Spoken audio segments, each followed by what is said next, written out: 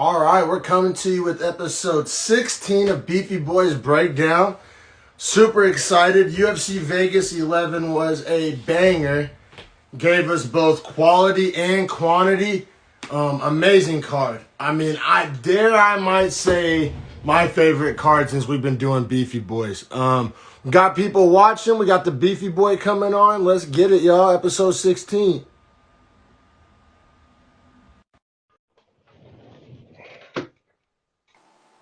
My dude, cheers, Hey, brother. what up? What up? What a card.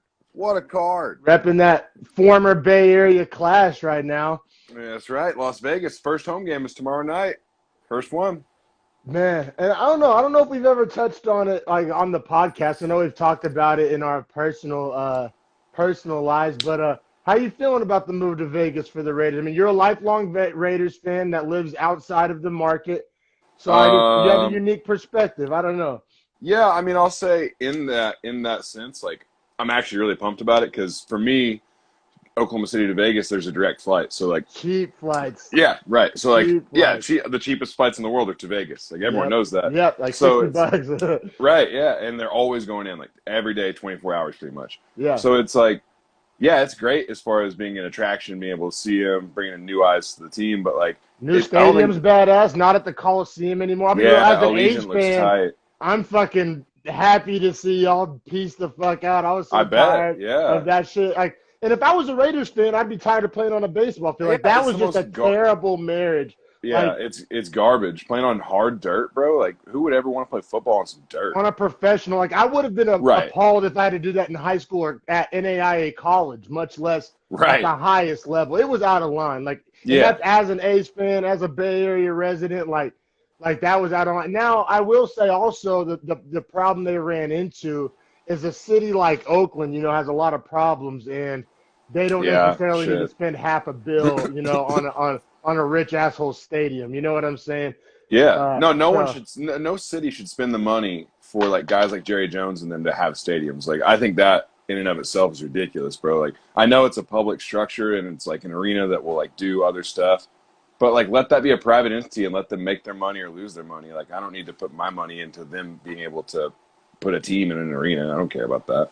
yeah, no doubt. I definitely agree. That's why I really respect, even though I can't stand the Rams, what Kroenke did Hmm. privately, $5 billion out of his own pocket Yeah, to build a goddamn palace. dude, Fucking he's so rich. They're such a rich family. That's like one of those like world global level rich families. You know what I'm saying? no, Is that that was is that a lime? What flavor? Lemon? yeah, line. Oh, Line. okay, okay. I fucking Lemons are terrible. I had to order some delivery cloths from the 7-Eleven app yesterday. I Uh, ran dry, and the 7-Eleven doesn't have the good flavors like with the watermelon and the tangerine. So yeah, I had to yeah, go to the yeah. liquor store, but I didn't want to miss fights, and I'd already been drinking, so I was just a lazy American fuck. But I feel it, cheers to last night's card, brother. So dude. much fun, like so Yeah, much fun. Like I I'm was on the edge of about my to get one seat. myself, There you go, man. There you go. Yeah, I was on the edge of my seat, man. But dude. like, Every fight was awesome. There was only one. I was looking at this just to. I don't mean to cut you off, but I no, think no, there was by all only means. one unanimous decision. Yeah, there was only one unanimous decision the Yeah, entire fight the or the entire entire night. card, and it was still a great fight. Like I didn't score that as unanimous actually. So No, for we me, saw every possible outcome quite literally it last was night. so great, dude. I There was, also the majority draw. I called it. I called it in my yeah, notes. me too, me too. I as soon as The one yeah, point got we'll taken. get to it. Yeah, but as Yeah, soon as that happened, I was like, I could foresee a scenario. yeah, I told Nina was watching the fights with me. I was like, I can see this going down. But man, we got a lot to get to. yeah. 14 fights deep. 14 fights. Big card. They gave us both quantity and quality. Like quite literally, what more could Yeah, you ask for? Like dude. legit. The quality was very, very much in play in On a in all fight night these. card, on a I free know. card. I Like know. I couldn't believe it wasn't a pay-per-view, to be honest. I sincerely hope the UFC got a lot of new fans last night. Now, Yeah, and granted, it was I on hope it ESPN pays off Plus. going, yeah, what the fuck is that, dude? Why wasn't it on regular ESPN? Like, college football is cool, but honestly, like you were saying yesterday, I'm pretty much past college football on Saturdays right now.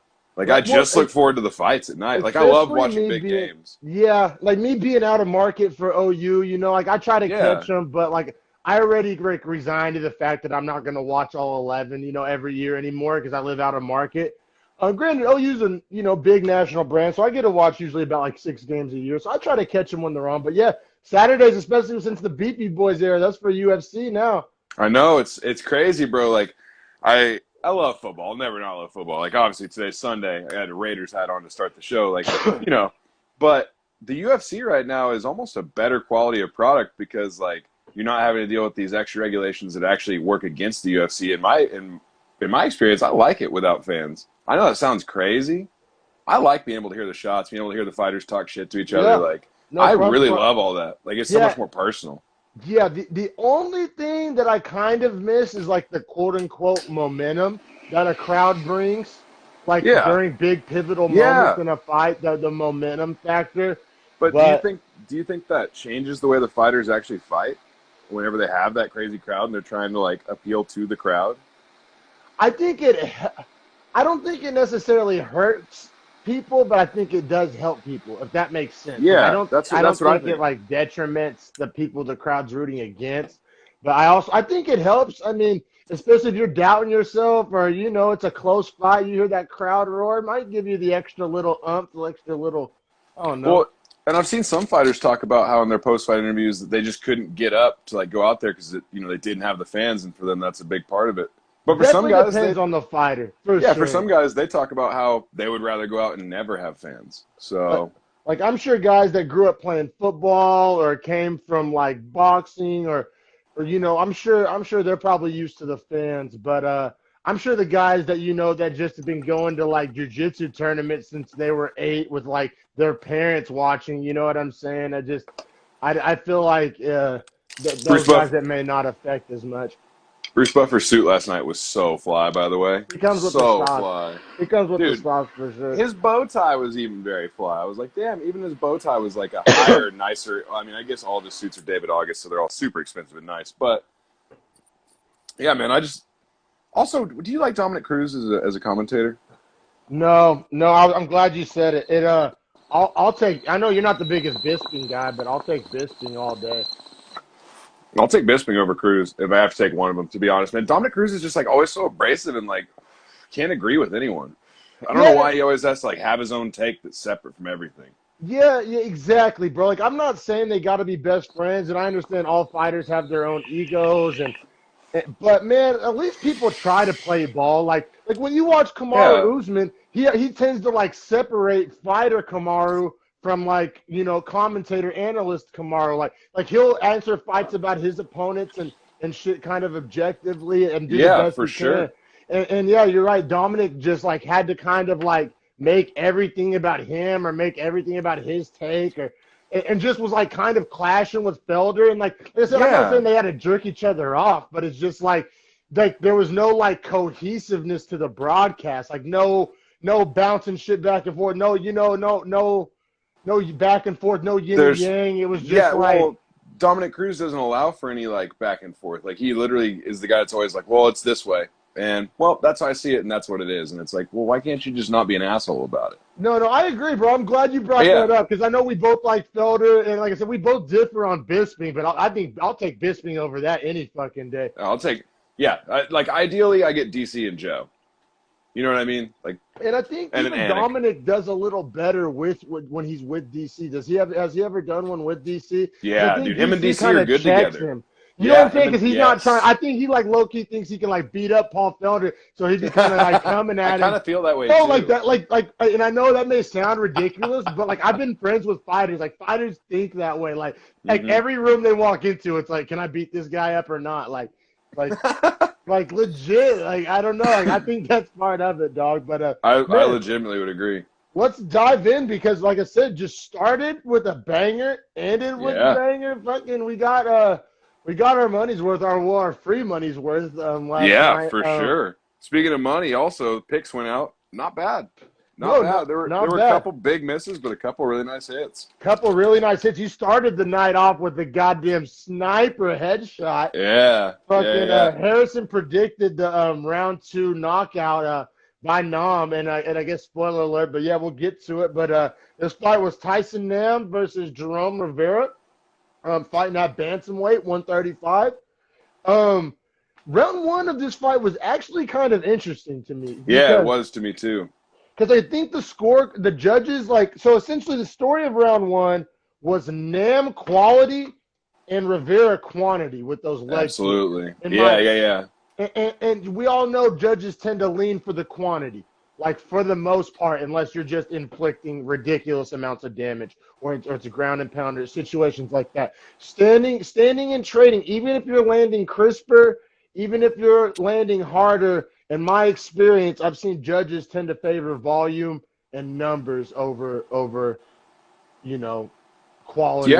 Yeah, for sure. Especially Output almost always dominates over like nice counter shots because it's honestly kind of hard to tell, I'm sure, from a judge's perspective when you're sitting below the fighters at one side of the ring. So, like, if their back is turned to you, it's hard to tell if they connect with a shot or they don't. But you see them throw the shot regardless. So, yeah, definitely that has to factor. That's a very good point. And so yeah, it was one of those things where if I was like, I bet the judges probably gave round one to Rivera. I personally, like, just as a fan, I guess, was appreciating what Nam was doing with this counter striking in round one and being really effective and he was hurting learning. him. You could tell he was getting closer and closer and closer with that right hook every single time. And he was starting to time it out. He was starting to time it out. You get like witness it happening in in real time. It was like a mortar, like trying to like hone in on like the target, like dial it back, dial it forward. That's what it reminded me of. First round one was just Nam launching mortars, trying to zero in on the target, and then it was cool because it translated like sometimes rounds are like completely like three mini fights within the fight, and they're completely separate. Absolutely. And then sometimes we see one round directly influence the next round and carry over as if there was no break. And I think that's exactly what happened here because, like you mentioned, round one, even though he probably lost it on paper, Nam was just trying to find that right hand, get the timing, find the range, hone it in. And then at the very start of round two, he comes out and lands that exact right that he spent all of round one honing in. And it was devastating. I mean, it took him off his feet. I mean, there was a few finishing blows, but I mean, it was pretty much over as soon as he landed that right. And it was right at the start of round two. It dropped Rivera hard. Essentially, like you were saying with Rivera with the leg kicks, Nam actually just waited for him to throw a leg kick, sat in on it, sat into the kick, and actually threw a counter right. And it was good night. It wasn't a clean KO out, but he then connected with like probably 8-9 more heavy shots from the top. Rivera was not defending really. Good on Rivera for being able to absorb that many shots. But Chris Tognoni last night, by the way, he was struggling. We got some things to get into. Yeah, we did. Sarah Alpar's face. Yeah, dude, that was like legit tough for me to watch. It was like making me sick a little bit. And Nina was just like, "Why is this allowed to happen? Like, I don't understand." I'm like, "It really shouldn't be." And like, and then that was another thing Cruz was being a dick about. He's like, "Oh, well, it happened." And I was like, "Fuck." Felder was like, "No, that's wrong." And Dominic Cruz is like, "I would appreciate the opportunity to keep fighting," and I'm just like, "Shut up, Dominic Cruz. You're such an asshole." You homies with her orthopedic surgeon or what? Right. Like, you making money off this? But man, we'll get to that. We'll get to that.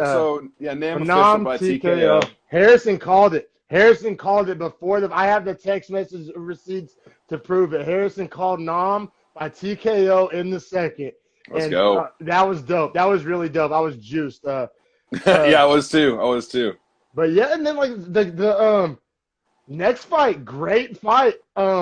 Just like there was not hardly any weak fights. Like all these fights were amazing in their own little ways. This fight was great in the sense that stylistically they were so opposite, but they both imposed their style really, really effectively in different ways. I was impressed with Rivera covering the distance as well as he was, and Ewell for being able to use his length so well. Yeah, for sure. So we got Andre Ewell versus Erwin Rivera. At bantamweight 135, there was like 9,000 bantamweight fights. Yeah, the first three fights were 135, and then a 145, and then two 125s, and another 145, and another 135. Yeah, there was a few women's bantamweight fights, so there was a lot of bantamweights last night. Yeah. Rivera was plus 180, so not a huge underdog, but Vegas was definitely favoring Ewell. And I thought it was really funny when they were introducing Rivera. They said his fight was like a street fighter. Did you Yeah, notice Street that? Fighter. Yeah, yeah, yes. Is a Street Fighter fighting out of Miami, Florida, and I was And like, what the fuck? that's either dope or it makes me want to roll my eyes. Like sometimes I can't quite figure out because like there's been guys like Masvidal and there's been Yeah, guys like Kimbo, I but I mean mean, when typically it John doesn't give me a bunch of confidence in them, and you know what I mean. when John Jones first started fighting, he was a look see do fighter. That's like maybe the most ratchet of all of them. That was But fire. I love the but it's troll but it's nature. like he doesn't lose, so I guess Yeah, that's the best style of fighting. I don't know. yeah, definitely. Man, round one of this fight actually reminded me a lot of round one in the Nam Rivera fight. Because Hmm. I thought that first off, it was a banging first round. They were getting after it. But I thought Yule was more technical and had more volume. But I thought Rivera was hurting Yule more and landing probably the bigger, crisper shots. Well, because Rivera's all of his shots had to be these huge motions where he had to come in with like flurries and blitzes through Yeah. the middle, and like when Because he did Yule, land, it was big time it was lands. big time, yeah. And Yule had a big reach and height advantage too. So hence the nature of what Harrison just described. And but yeah, so it was just a really, like you said, the styles were very different. Their body types were very different. Their even like their mentalities and their approaches were very different. Like Yule, was very technical, wanted to score points, kind of light little pepper shots. Um, and then Rivera, like his Street Fighter, kind of you could see what they made because he was just swinging for the fences. He's a He was shorter just trying. guy, so he had to close the distance, but he was Hmm. super effective at it. Like he was able to get in and get out really nicely, like And he really was and nicely. he was super game. A lot of the times Yeah, he was eating super those game. jabs and just kind of standing and eating the jab to maybe set up a counter strike. Definitely. So did you give round one to Yule? I did, yeah. Yeah, just off of I volume and volume and the fact that he was actually kind of controlling where the fight was taking place at. You know what I mean? Like he kind of controlled the stand up and the distancing. yeah. Although Rivera did a good job at points, obviously to blitz in, like we're talking about, I just thought Ewell was a little more effective, so I scored at 10-9 for him. Yeah, just like almost the nature of the styles, like Rivera was gonna have to knock him out to win. Just Right. like he was never gonna outpoint him, and neither guy really seemed too interested in grappling. So it was essentially knockout or bust for Rivera, it seemed. And I mean, fuck, man, he was hurting him with a couple of those shots. Like round two was kind of more of the same. Like Ewell was outpointing him, but Rivera was hurting him at certain points, like ringing his Yeah. bell, rocking his ass And Ewell occasionally. Ewell started to wear that damage in the second round too, Yeah, this was another which one of those showed you fights that where Rivera was connecting pretty cleanly, or cleaner oh, than it even looked. definitely. This is one of those fights where if afterwards you would just show the pictures of the two guys' faces, and it would not tell the story of who won the fight. No, So because I bet Andre Ewell's face is like swollen and beaten up he was today. fucked up, definitely. And then round three, like kind of more of the same. Yule was outpointing him, but Rivera finished really strong and strong enough to actually have some judges That give him that third round. Yeah, nice little takedown right there, I Yeah, thought. he got the takedown and finished strong with the ground and pound. Like he ended the round punching old boy in the face from a mounted position. So So that we mentioned before, judges love those strong end of rounds. so how did you score the second and third? I scored this fight. I gave Yule 10-9 first, Yule 10-9 second, and honest, I gave all three rounds to Yule, but I understand the judge that gave round three to Rivera. Like You know I what's think crazy? I thought it was 30-27 You Yule, know what's but a you know what's close crazy? 30-27. What's up? I wrote the same exact thing. I thought he won 30-27. I Yeah, scored it all the exact same. That's weird. But it's one of what's those weird is weird. Oh, go ahead. it was a split decision. It was a split One decision. judge gave Rivera 2 rounds. I guess they gave him the first, or do you think they gave him the second? That I don't know. I think they gave him the second. I don't know. Because the I would love to second, see the whenever he started to scorecards. really cause that damage, I would love to see the scorecards too. The first, he had that really successful flurry at the beginning. Like I could kind of see somebody giving somebody the first for that. But you're right. It was a split decision. What the judge obviously favored counter shots and damage because, like you said, I mean, Yeah. Yule was more beat up at the end of the fight. Like Rivera caused more damage to Yule, But if you looked at the strike numbers, Ewell like damn near I You'll, think doubled it. yeah, Like he it was dominated in numbers, so but it's it just like quality and quantity, like we were saying earlier. You know? yeah, that's always the kind of a narrative of the fights, and certain judges will favor quality. I think it's fair to say more judges favor quantity. I think Ewell deserved to win the fight though.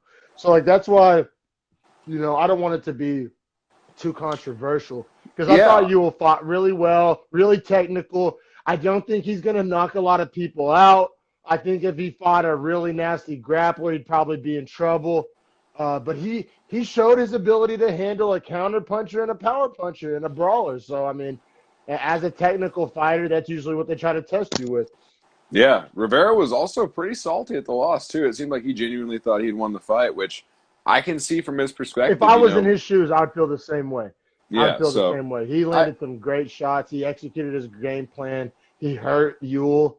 But like let's just be real, numbers seem to be king whenever it comes to when it comes to decision. Like I said I yeah thought from the start, like 2 minutes into this fight, I was like, it's either Rivera knockout or Ewell's gonna win by points. Like I pretty much knew yeah, before it even. and I think that was like the styles. You know what I mean? Like Yeah, that. yeah, That's what it had to be. So I mean, we can keep it pushing. You know, it yeah, was a yeah. We good can keep fight. it pushing. It was a good fight. It was a really good fight. Like I said, just another second fight of the night, and a really good one. One of I think two split decisions on the night. I believe there was another split decision Yeah, later. I believe there was. I believe there And was. so yeah, we had split decisions, we had knockouts, we had taps, Yeah. we Oh, had yeah. My lock of the draws. week. My lock of the week was a split. Oh yeah, there we go. That So was yeah, scary.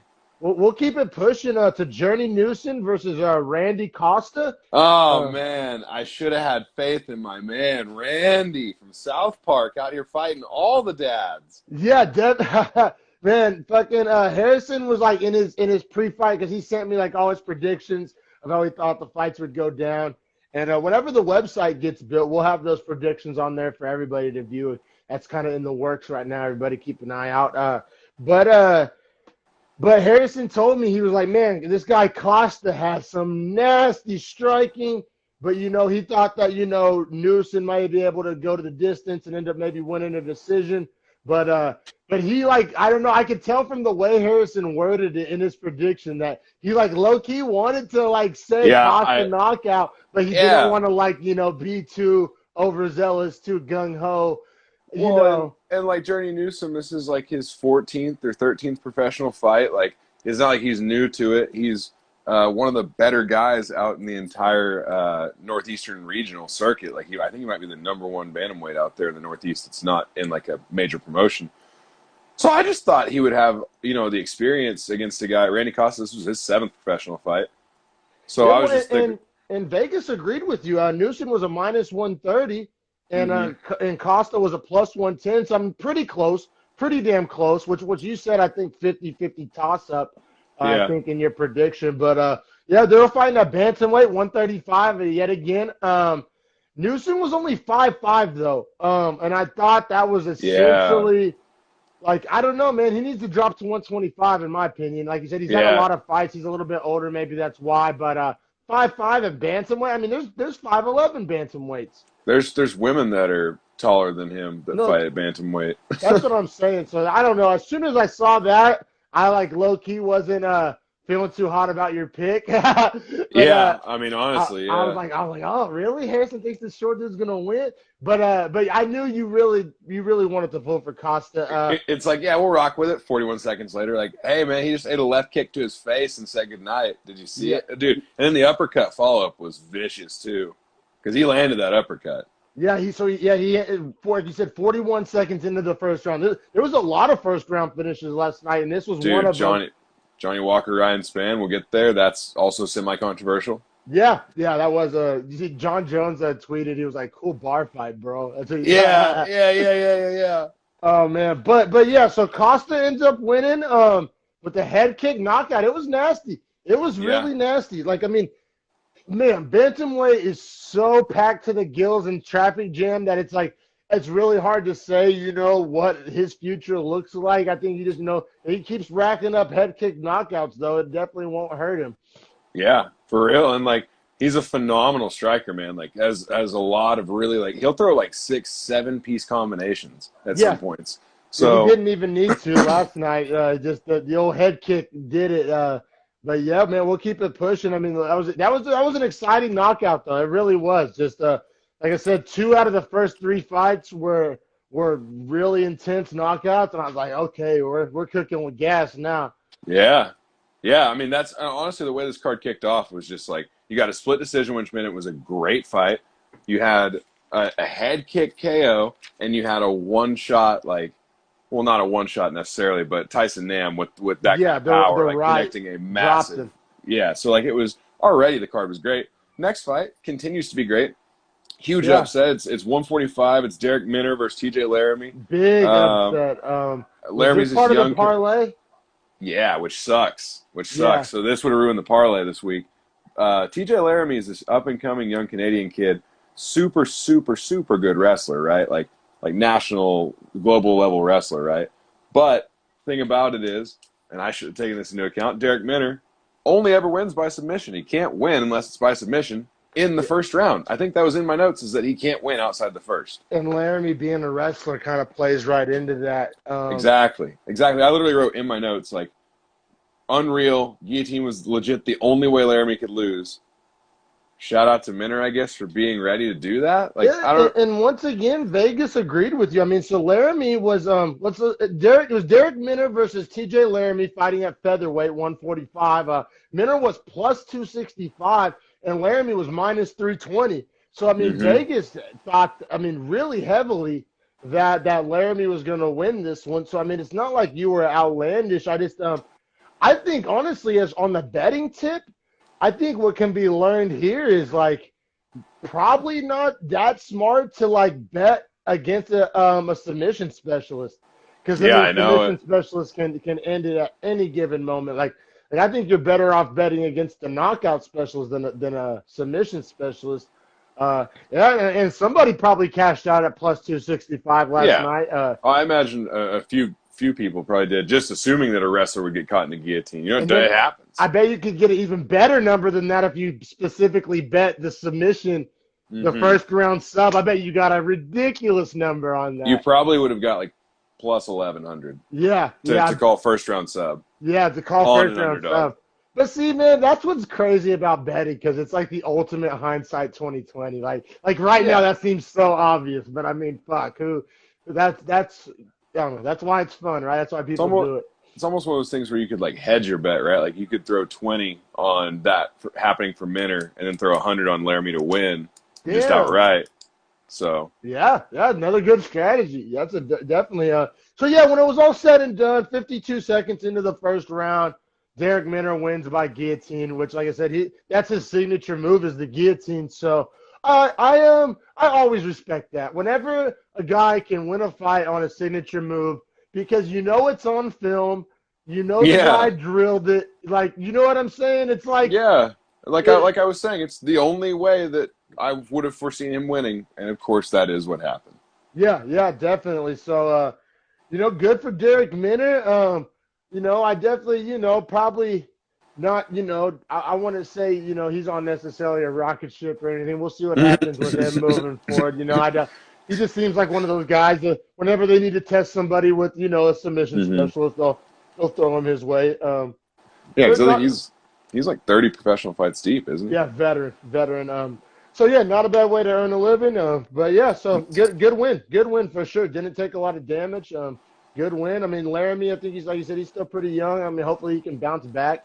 But yeah, we'll keep it pushing to the first women's fight of the evening. Jessica Rose Clark versus Sarah Alpar, and they're fighting at bantamweight 135. Story of the night. Rose Clark was a minus 210, and Alpar was a plus 180. Shout out Um, to Sarah Alpar, fights out of Fighting out of Edmond, I believe. Eben, Yeah, Oklahoma. Yeah, yeah. yeah. There's a girl. Do you remember Greg Trikorsky from high Mm. school? Anyway, Oh point yeah, yeah, being, yeah, yeah, yeah. yeah, his sister Kayla is one of her grappling partners. Oh, that's dope. That's So what's up. yeah, yeah, yeah. I see him. I see her posting about, or was posting about this fight before, Oh, dope. like while they were training and stuff. So Yeah. I like Sarah Alpar, but Former LFA champ, Alpar, former LFA champ. right. But stylistically, this was going to be tough. Yeah. Rose Clark has really great clinch defense, and essentially Alpar couldn't get an open octagon takedown at any point. I'll say it, man. Alpar got fucking destroyed. Mm-hmm. She did, man. And Rose Clark, she was from New Zealand, right? Is that the girl I'm thinking of? Yeah, it's Australia or New Zealand. It's one of the two. She had like the face tats and shit. She was like extra jacked. But then she sounded so nice in her interview post fight. It was weird. Super I expected her nice. to be way harder. That's how it goes usually. You know what I'm saying? True. But yeah. So I mean, this fight I thought was all Clark. I mean, Clark dominated. Like I said, Alpar was known as a grappler. Clark was known as a kickboxer, but Clark was able to out-grapple Alpar to the point where by the second and third round, Clark was offensively grappling. And yeah. Like Felder was like, well, usually you think she would want to stay on the outside and kickbox because that's her strength, but she just feels so confident right now in her advantages essentially across the board over Alpar that she kind of was beating her at her own game. She was just dominant, man. There was not dominant. There wasn't a whole lot that Alpar did, and honestly, man, I wrote 10-8 question mark for the second. Definitely it was 10-9 in the first for Rose Clark. So I think it could have been 20-17 going into the third. And then Alpar also, like, when she was getting hit, she like clearly showed like she would like turn her back and like would do like really weird stuff as far as fighting goes, to where I felt like she was like feeling the power of the punches a lot. And then that knee, man. All right, in the third. Let's get to it. So it's the third round. Fuck. The fight was already essentially over. Like there was a 0% chance Alpar was about to win this fight. She was getting dominated. Yeah, the third, it was just more of exactly what had happened in the first and second. Yeah. Before this knee lands. And I'll kind of, I guess, if you want to call it a hot take, I'll throw out what I think happened. I mean, Alpar quit. Alpar decided to try to lawyer ball it and sit down so she couldn't eat a knee, and I call that quitting. And I'll say yes and no. It's like pulling guard, you know. But she didn't pull guard. She just sat down in the middle of a fight. Yeah. I mean, you're right. This is the same thing as you remember a few breakdowns ago, the guy that said I can't remember who it was, man, but he had him on the fence and he pulled the guy up to knee him in the face off the ground, so his hands were up. And they asked him, like, in the post-fight interview, were you aware of that? And he was like, yeah, for sure. Like, I could feel him putting his hands down just to make sure that didn't happen. So he was like, I knew if I just pulled his body up, I do remember that. Yeah, for sure. But what I'm saying is nobody pulled Alpar down. Nobody pulled her up. They were standing, and she just decided to pop a squat. Yeah. Yeah, and it was really dope because, like, I mean, I don't know. So this is what happened. I'm doing a bad job of this. They're fighting. Alpar's losing.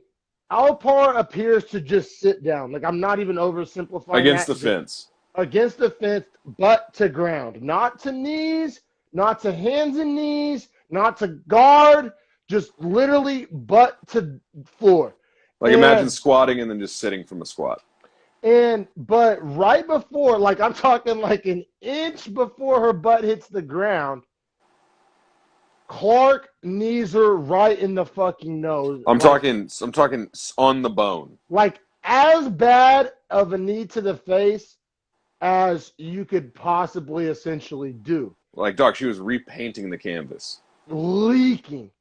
Gnarly, bad, fuck this bitch up, really fucking bad. Like, that should have been it. Should have been it. And so right after this knee lands, the ref, and I'll say he wasn't waving his arms, but the ref comes and splits the two girls up.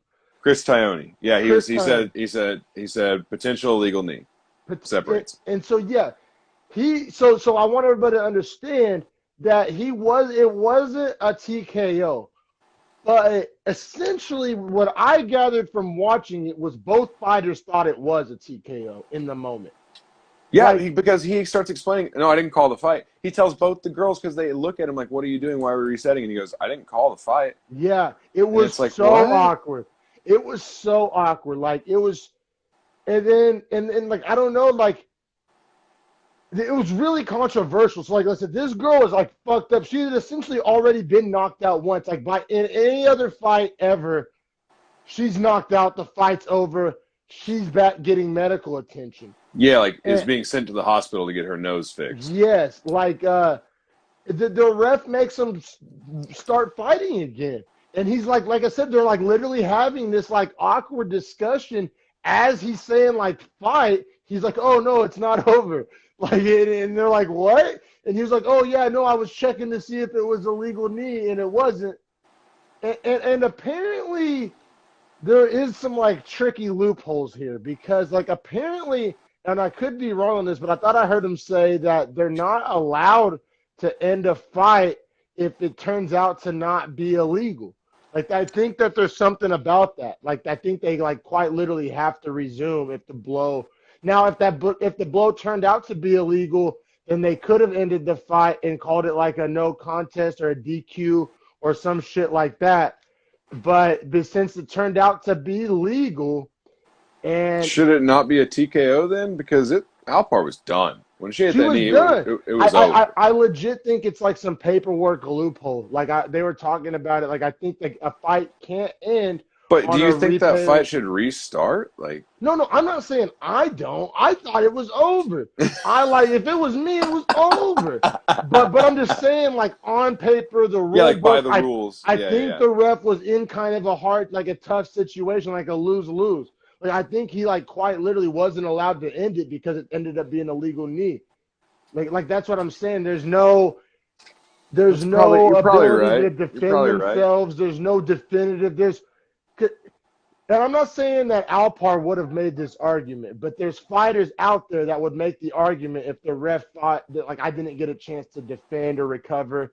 You know what I'm saying? And that's kind Mm-hmm. of the angle Dominic Cruz was coming from, but he just came from like a douchey point of view. Yeah, That he just came he, from the I'm from the Academy of Dicks. I'm right and you're wrong. Yeah, Yeah, like a like hear me roar. But so needless to say, 2 minutes later than originally planned, Rose Clark wins by TKO.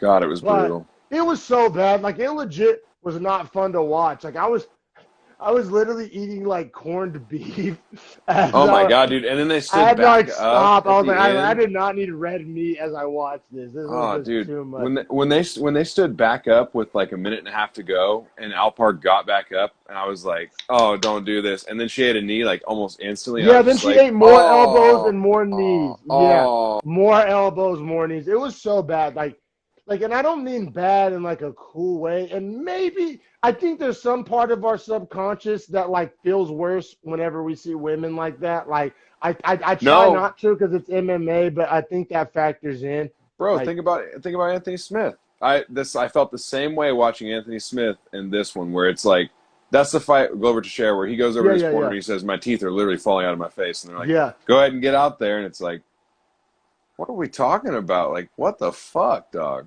Yeah, yeah, no, it was fucked up. It There's was just like tough to watch. levels, right? No, there's levels. There's levels. Like it's still a sport. Like, goddamn. No, exactly. And I'm a big believer in the difference between hurt and injured. Like in Yeah, UFC, you love seeing people get hurt, but you yeah, don't want but to see people injured. get like like fucked up, Yeah, And it's fighting. It's part of it, but it's just like in football. You love to see a big hit. You don't like to see a guy paralyzed. You know what I I'm don't saying? like to see Alex Smith break his leg in half. Joe Yeah, or Theismann, Teddy that makes people Bridgewater. throw up. Yeah, Yeah, so it's yeah. like No. So it's a good analogy. there's a fine line, you know what I mean? And I feel like this crossed that line. Dana Yeah, White was apparently pissed too. Apparently, yeah. Dana White like got up and like sprinted over. Was like cage side and was like talking to the commission and was like, "Hey, like what are we doing? Why is this fight still going And on?" then that's that weird freaking like bureaucracy of that separation between the UFC and the Nevada State Boxing Commission. Like Yeah, that Dana doesn't that get to Dana. disconnect. No, yeah. Dana People will has no probably control in a fight. For anyone that doesn't realize that, like yeah, he has yeah. no power. And people will probably, I'm sure there's somebody that was the first time watching UFC last night, and they're like, "Oh, the UFC is barbaric," and they're like, "No, Yeah, like Dana agrees with you, like that was out of line." So, So yeah, man, just brutal, brutal, brutal. Oh, and it was Alpar's debut too. So you gotta feel for him, man. Like I mean, she's gonna be out for months. I mean, just Yeah, like it was it's gonna bad. it's gonna Like she take time to essentially fully got repair like beat that. up with a baseball bat. Essentially, it's like the equivalent of what Dude, her injuries are gonna be. Like it was so tough, so yeah. tough. So another TKO. So I mean, literally, we're like 4 out of 5 finishes so far. The card Yeah, was just off to a scorching pace as far the as next finishes next go. fight wasn't gonna change anything about that in the 125-pound women's division, flyweights. She pulled this out of her ass, bro. And once you just I love this name, Myra Bueno Silva versus Mara Romero Barella, Yeah, I and was like the two triple names got to fight each other. Why the fuck? and, I'm running out and of room on my page. I just love Bueno. Like, I don't know, like I just love that. Bueno Silva was minus 260. Romero Barella was plus 220. hmm And man, come out round one, Barella looked fantastic. She Yeah, was clean striking. Got a takedown. Like it was She a got the nice takedown. takedown. She was landing some ground and pound. I mean, she was easily winning, but she hung out in this really dangerous triangle position for just way too long. Silva's a world class grappler from I think Brazil, and hmm uh, and yeah, like Barella was playing this dangerous game where she was hanging out in the triangle, but still landing effective ground and pound. So she thought the like trade off was going to be worth it, like the risk reward calculation. I mean, she had to know she was in a risky position, but she Dude, was she was in landing such a risky position. but she was landing effectively. But yeah, and like I think it was Felder called it. Like he was like she can't keep hanging out here. Yeah, And it's like then you don't like sit in a triangle. You don't sit with a triangle almost locked up around you. Like you get out of that. yeah, and then she did though, like for the sake of trying to land that ground and pound. Maybe she just saw red and just had a one-track mind, or who knows. But ended up getting the armbar, round one armbar sub. And like I said, it was one of those things where like 99% of the fight I thought was won by Barella, but Silva just got that armbar and got the finish. Do you think that was a smart tap by Barella, by the way? Because she tapped before her arm was even extended. She just knew that it was locked in. I think that once you know, you know. I thought about it. I was like, if I fought a Brazilian Jiu-Jitsu specialist, black belt, world champion, and I felt my arm go to like the armbar, I'm tapping that fast too. Well, because Because like there's no point. it's a lose. Like your bicep is not as strong as their entire body. Like I don't care Right, who you are. Like right, even if you're Arnold Schwarzenegger, your bicep is weaker than even a strawweight's entire body. So right. and then you throw on like the fulcrum point on that elbow. Their hips, yeah, Yeah, and it's a wrap. Yeah, and as somebody who's had a hyperextended elbow, I'd probably recommend go ahead and with a quick tap. yeah. It's just Your not arm worth it. becomes a noodle for like 3 Yeah, weeks. It like sucks a dick. the damage is not worth it. So No. go to Myra Bueno Silva. We need life in 125. 125 is that weird Yeah, division where that it's weird just like I don't know division. what the hell is happening. It's the only one. So good to see. Good to see her Uh, sequences were really good on her back too.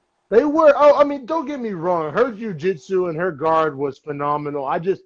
I mean, I think that if Barella's punches are a little heavier, she probably finishes her. Like, I don't know. I could see Silva struggling with that, like a A power stronger, striker, yeah, like a ground and pound specialist. Which I guess there's probably not as many of those in women's, flyweight. But yeah, women's it, 125. yeah, but I mean, if she encounters one, I could see that, causing her Yeah, some trouble. Because like I said, Barella was landing. It's just, I don't think she was like strong enough or like mean enough. Or like if those would have been elbows instead of punches, she probably would have got the first round knockout.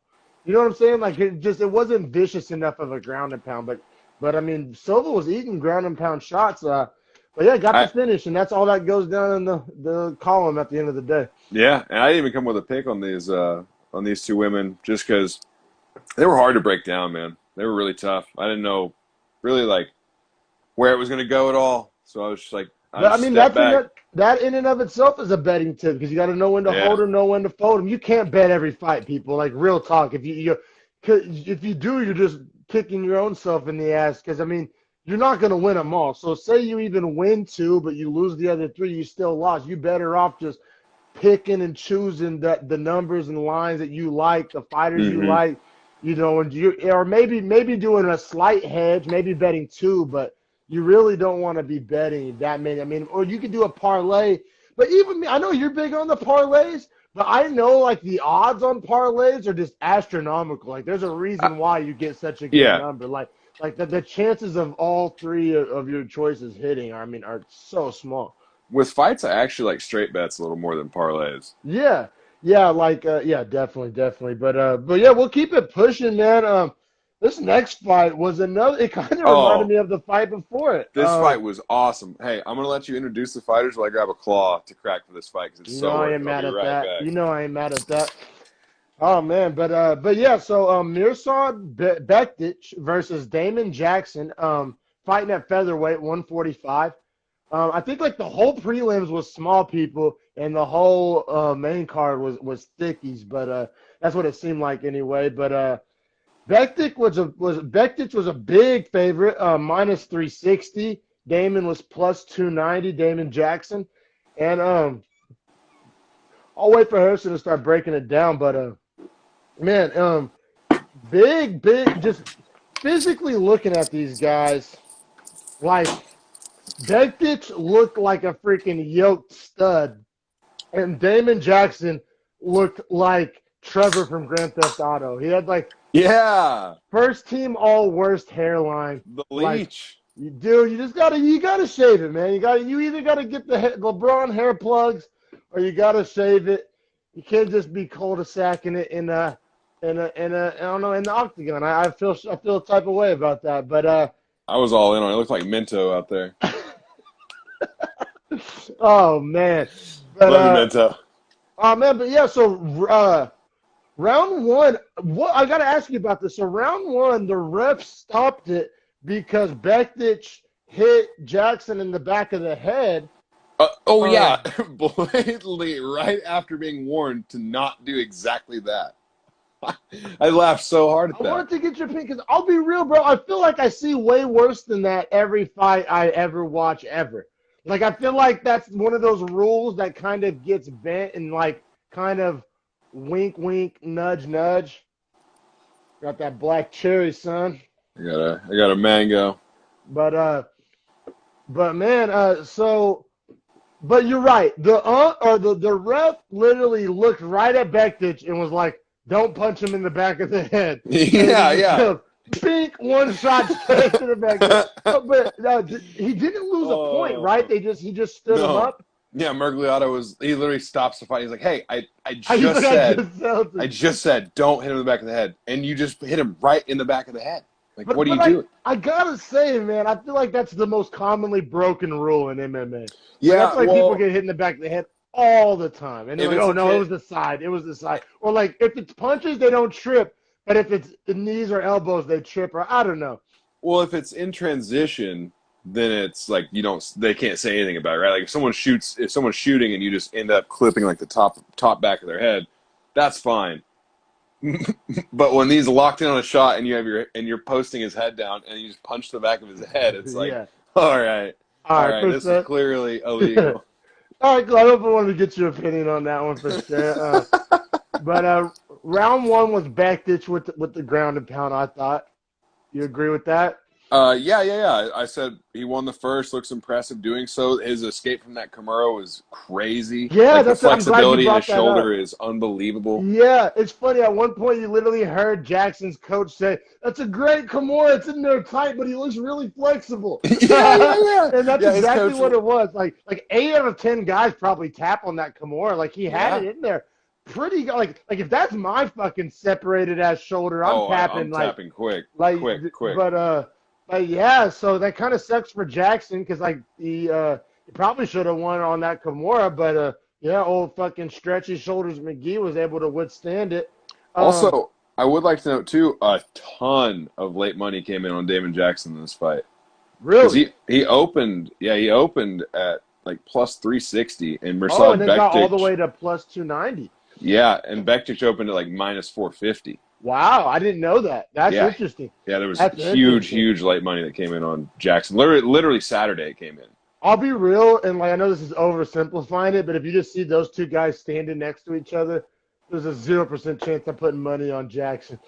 I know that's what's crazy though is someone put a bunch of money to lower the odds. Yeah, definitely. And Bektic in round 2 almost looked just like Khabib. He was doing that Dagestani handcuff. He had the one arm Yep. control and was just punching him with the other side. Kind of had his back a little bit, and really effective, super effective. Like they kept comparing him to Khabib. Bektic also got caught in a super tight guillotine too, though. Like not the last one, but in the second round, he got caught in a super tight guillotine. I think in the second round alone, Jackson did like 5 submission attempts or something. He was throwing sub attempts like they were going out of style for sure. Yeah, and honestly, he was kind of catching a few of them, which was maybe more impressive to me. More than one was in deep. Yeah, no. Yeah.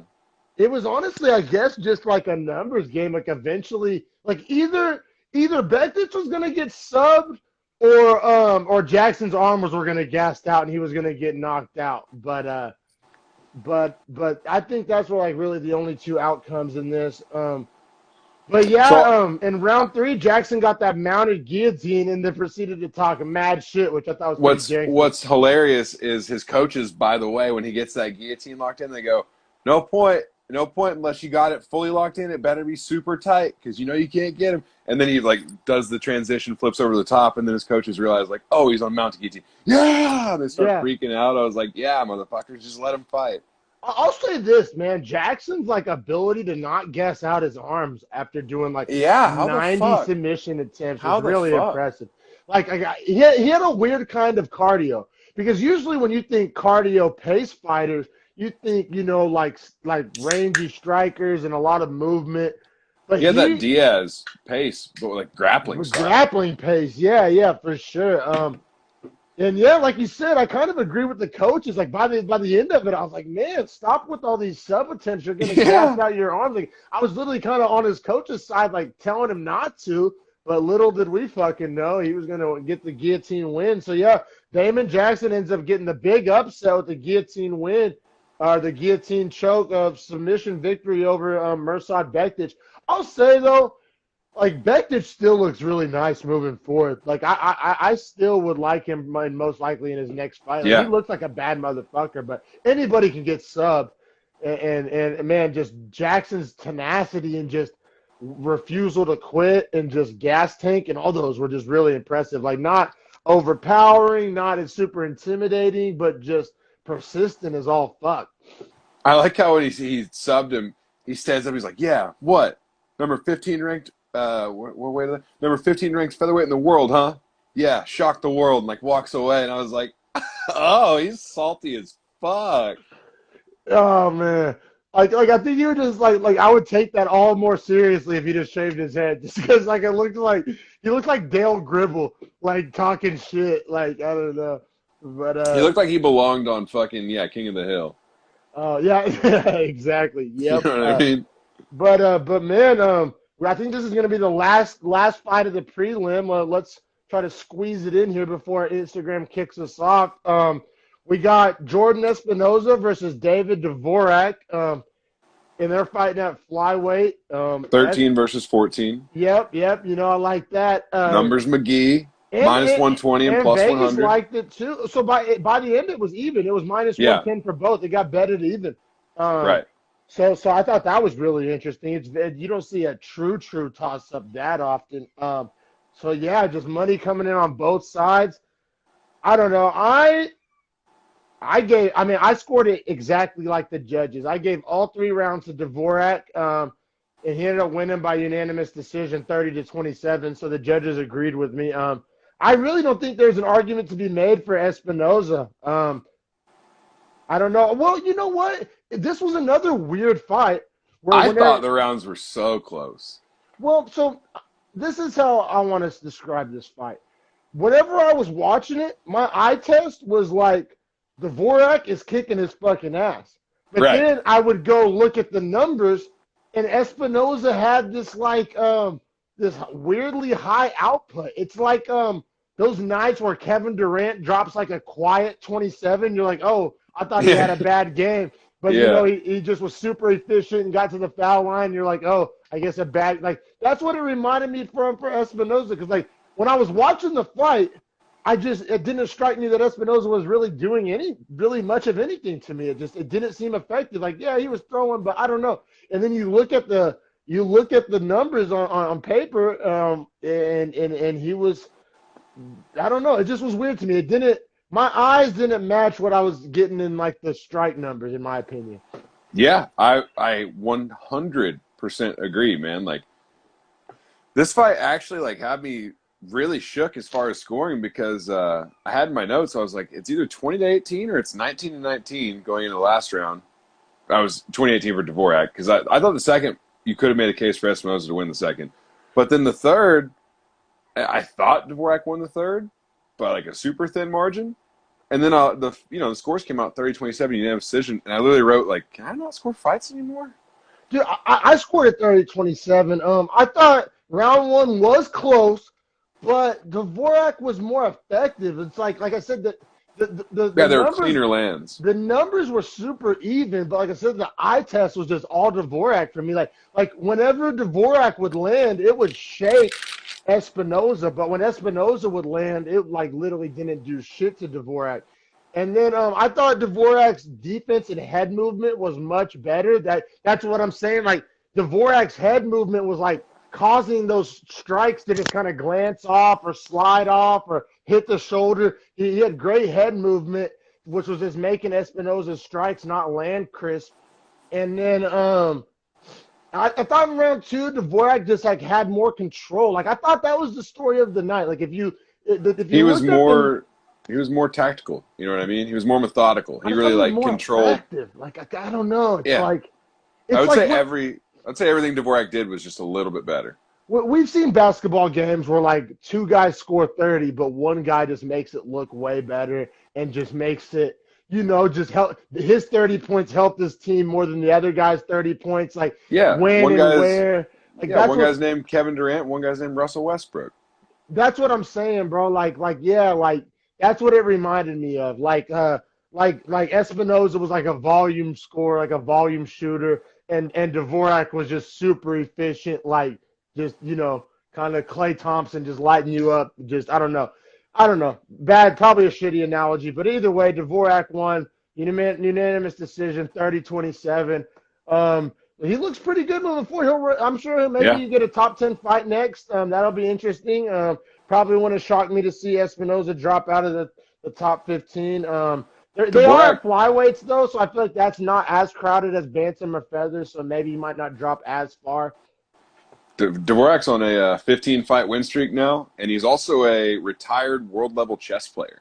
That's what the chess tattoo on his arm is about. That's right. They said that he used to plays chess in like the same little shopping center or whatever that like an MMA gym was at. Yeah, they didn't talk about how good he is at chess. Like, he plays on like a world level. That's insane. That really is insane, and I easily could see how that would translate to fighting. Like, I bet his ability to execute a game plan is just impeccable.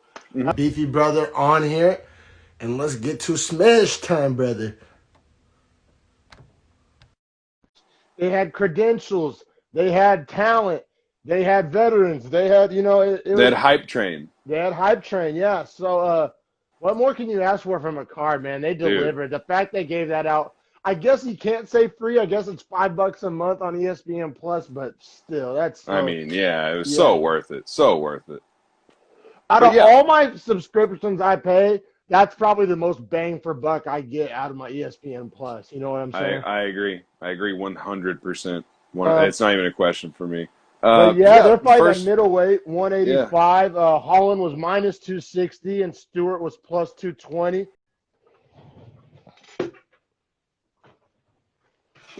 Yes, we're getting so close to Khamzat.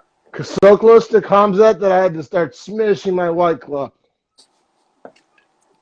For anyone that is not aware, Beefy Boys Breakdown is 100,000% behind and on the Chimaev train. On it. I mean, low key, we were some of the first ones. Might be near the front. Might be leading the charge. Like I remember after that first fight, we were dick riding, and then he did it again 10 days later in a different weight class, and our minds were blown. Mm-hmm. And then I'll be real. I mean, I was super excited. Anybody that follows me on any social media last night saw how excited I was for the Khamzat fight, but in the back of my head, especially after what happened with O'Malley, I was kind of, Yeah. pumping the brakes on all rocket ships and hype trains and things of that nature. I mean, not really, but, just try not to go all the way in, having that slight little bit of reservation still in the interest of, still, remaining credible. Yeah, But honestly, yeah, like not getting just overwhelmed by. Yeah, I just don't want to get too lost in the hype, because with O'Malley, it's kind of one of those things where like Chito Vera is a really good fighter, and I feel like I just kind of didn't take Chito Vera seriously because I was so in love with Sean O'Malley as a fighter when I should have been more fair. So yeah, exactly. And I just didn't kind of want the same thing to happen, with Khamzat. But so I don't want to say I was being hesitant because I was gung ho, I was stoked, but oh yeah, I was like, let's see, can you keep it going? And yeah, and, goddamn, and, did he and ever? GM3 is a way more like legitimate opponent than the first two. Like GM3 is actually like a real rostered guy, can hold a spot in the UFC, and Yeah, holds a place in the division.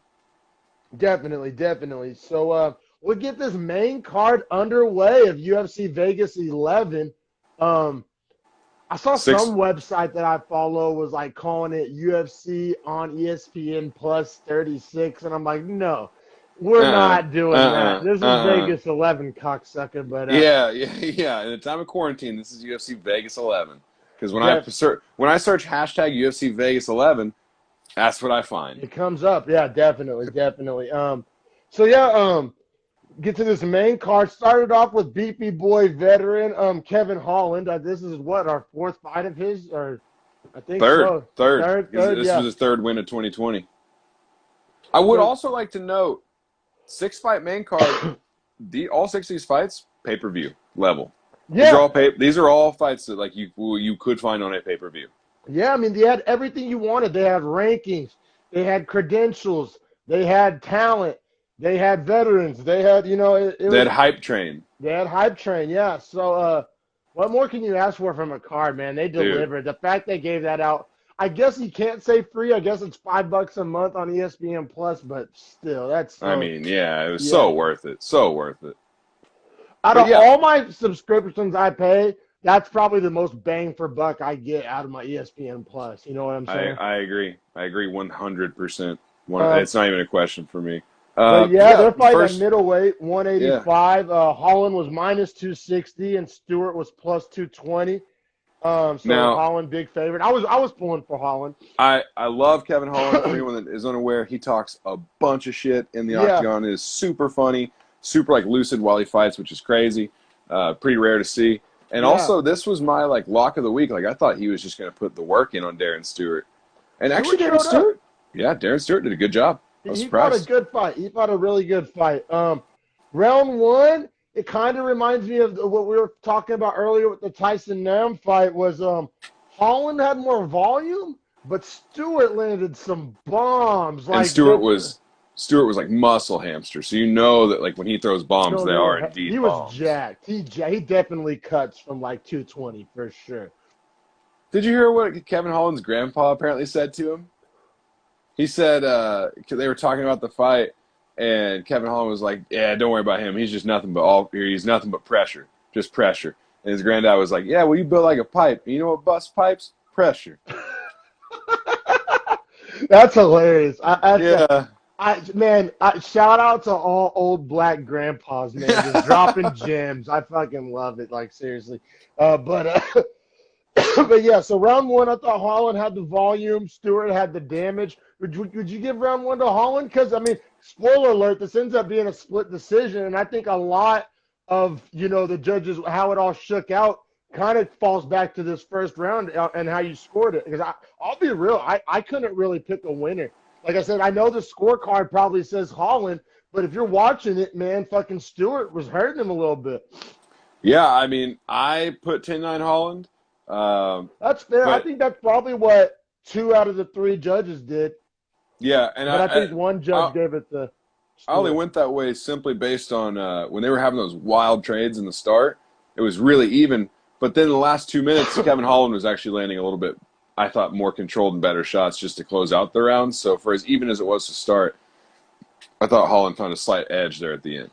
Well, and this was the ultimate, strength versus finesse fight, right? I mean, Holland, Absolutely. lanky, rangy, technical striker, a lot of experience. Really And tricky. Stewart is like this he's a younger guy, right? A young lion, just jacked, muscle hamster, all swolled up, a power puncher, more of a brawler. And so yeah, that classic matchup of, strength versus finesse, technique versus power.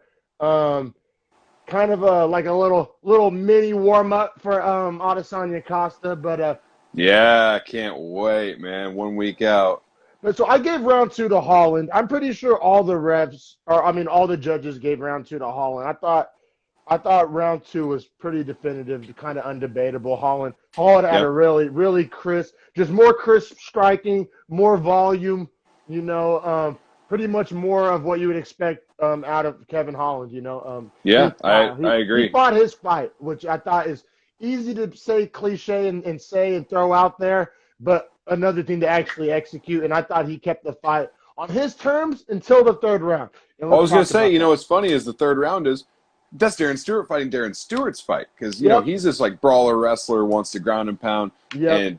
and dude, he was vicious in the ground and pound at the I end. thought he was close to getting the finish. Like, and yeah, he and got him talking really shit close. was vicious too. Yeah, no, it was really entertaining. I mean, I think he came about as close to winning that fight as you pretty much can come. Dude, like he was just demolishing him and then yelling, "Come on, Kevin! Come on, Kevin!" It was just punching the shit out of him. Yeah, because let's not be like the first two rounds that Kevin was winning.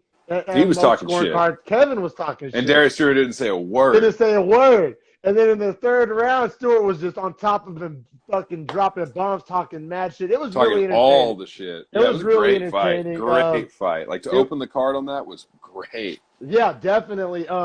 So Holland ends up getting the split decision, and I actually wrote down the scorecard. So one judge had it 29-28 Stewart, which, like I said, they probably gave Stewart round one, I would imagine, 1 and 3.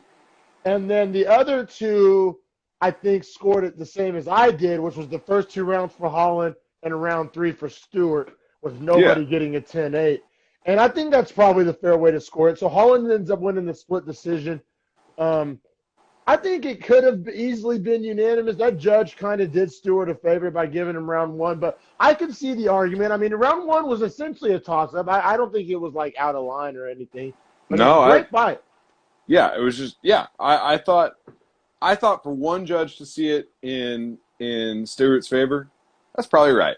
That's Probably one right. out of 3 people would see him winning the If first. Stewart won this fight, I would have probably been a little like, yeah. I would have been way more salty than if it was a split for Stewart. than how it did go. But he deserved the one judge's card. I'll give you that. I know that's kind of a weird way to look at it, but that makes sense to me if you watch that fight. It was close. Each guy had their moments. I mean, honestly, for Darren Stewart to be plus 220 and fight that close, it shows you that he actually came out and fought a better fight than Kevin Holland. Kevin Holland just probably has a little bit better base skill level. Yeah, definitely way more technical, way more tricks in the bag. But Stewart just athletically looks like he could be a problem. Yeah. He almost looks like a light heavy, but he's too short. I know. He's so his back is yoked. so wide. Like he literally I won't even say running back. Like he looks like a linebacker. Yeah. His biceps and shoulders are massive. His shoulders are so wide, bro. It's rare you see European people with that build too, because like for Americans guys that play football, like Simmelsberger is a good example of guy we broke down. European in air quotes there to the large black man. You know what I'm saying? Like you can't really say like what up, Darren Stewart? Was he not with you? He's British, England. He's from England. Okay. All right, for sure. You mean yes, you're right. Yeah, I see. I'm not saying like genetically. You know what I'm saying? Yeah. Like it's not like. I see what you're getting at. Yeah. I think that's a little different than saying he's an Englishman. Like I don't know. But, it's fair. It's fair. He is not Michael Bisping. Yeah. But I'm just saying, like, just genetically, like physically, you know. Actually, you know what? They're the same weight class now that I just said that out loud, and they don't. But I'm just talking body. Darren Stewart's way more yoked. Way more yoked. That's what I'm saying. He looks like he's straight out of Gold's Gym. But we'll keep it pushing. Holland. I mean, I think Holland's on a 3-fight win streak, or is it? Yeah. Yep. So I mean, 3.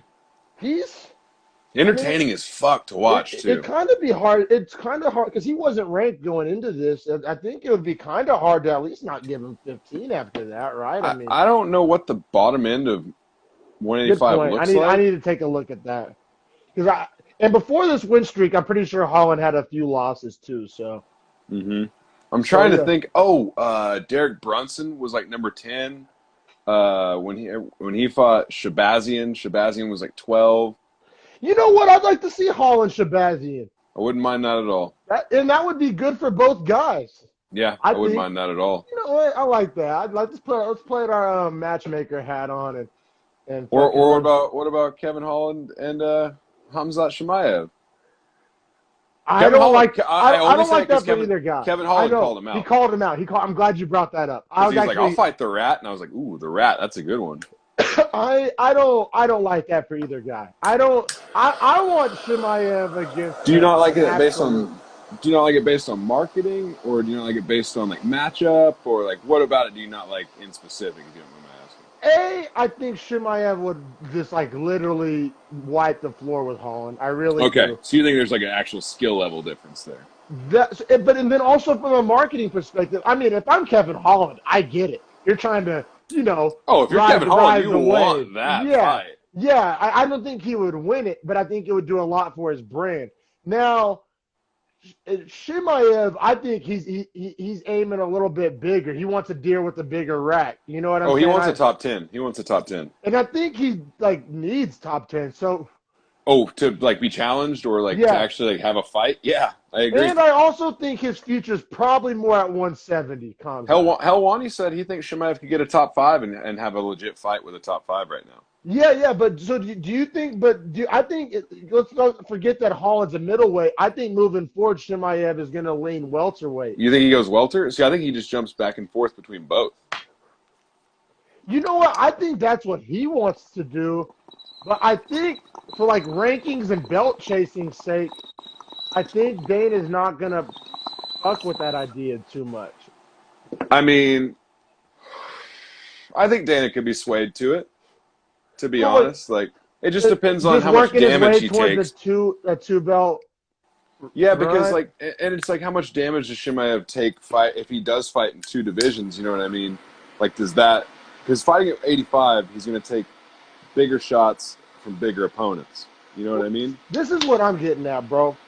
I don't see how it benefits Chimaev at this point to fight multiple weight classes. And this is what I'm saying. At first, it benefited him because that's how he was able to fight 2 times in 10 days.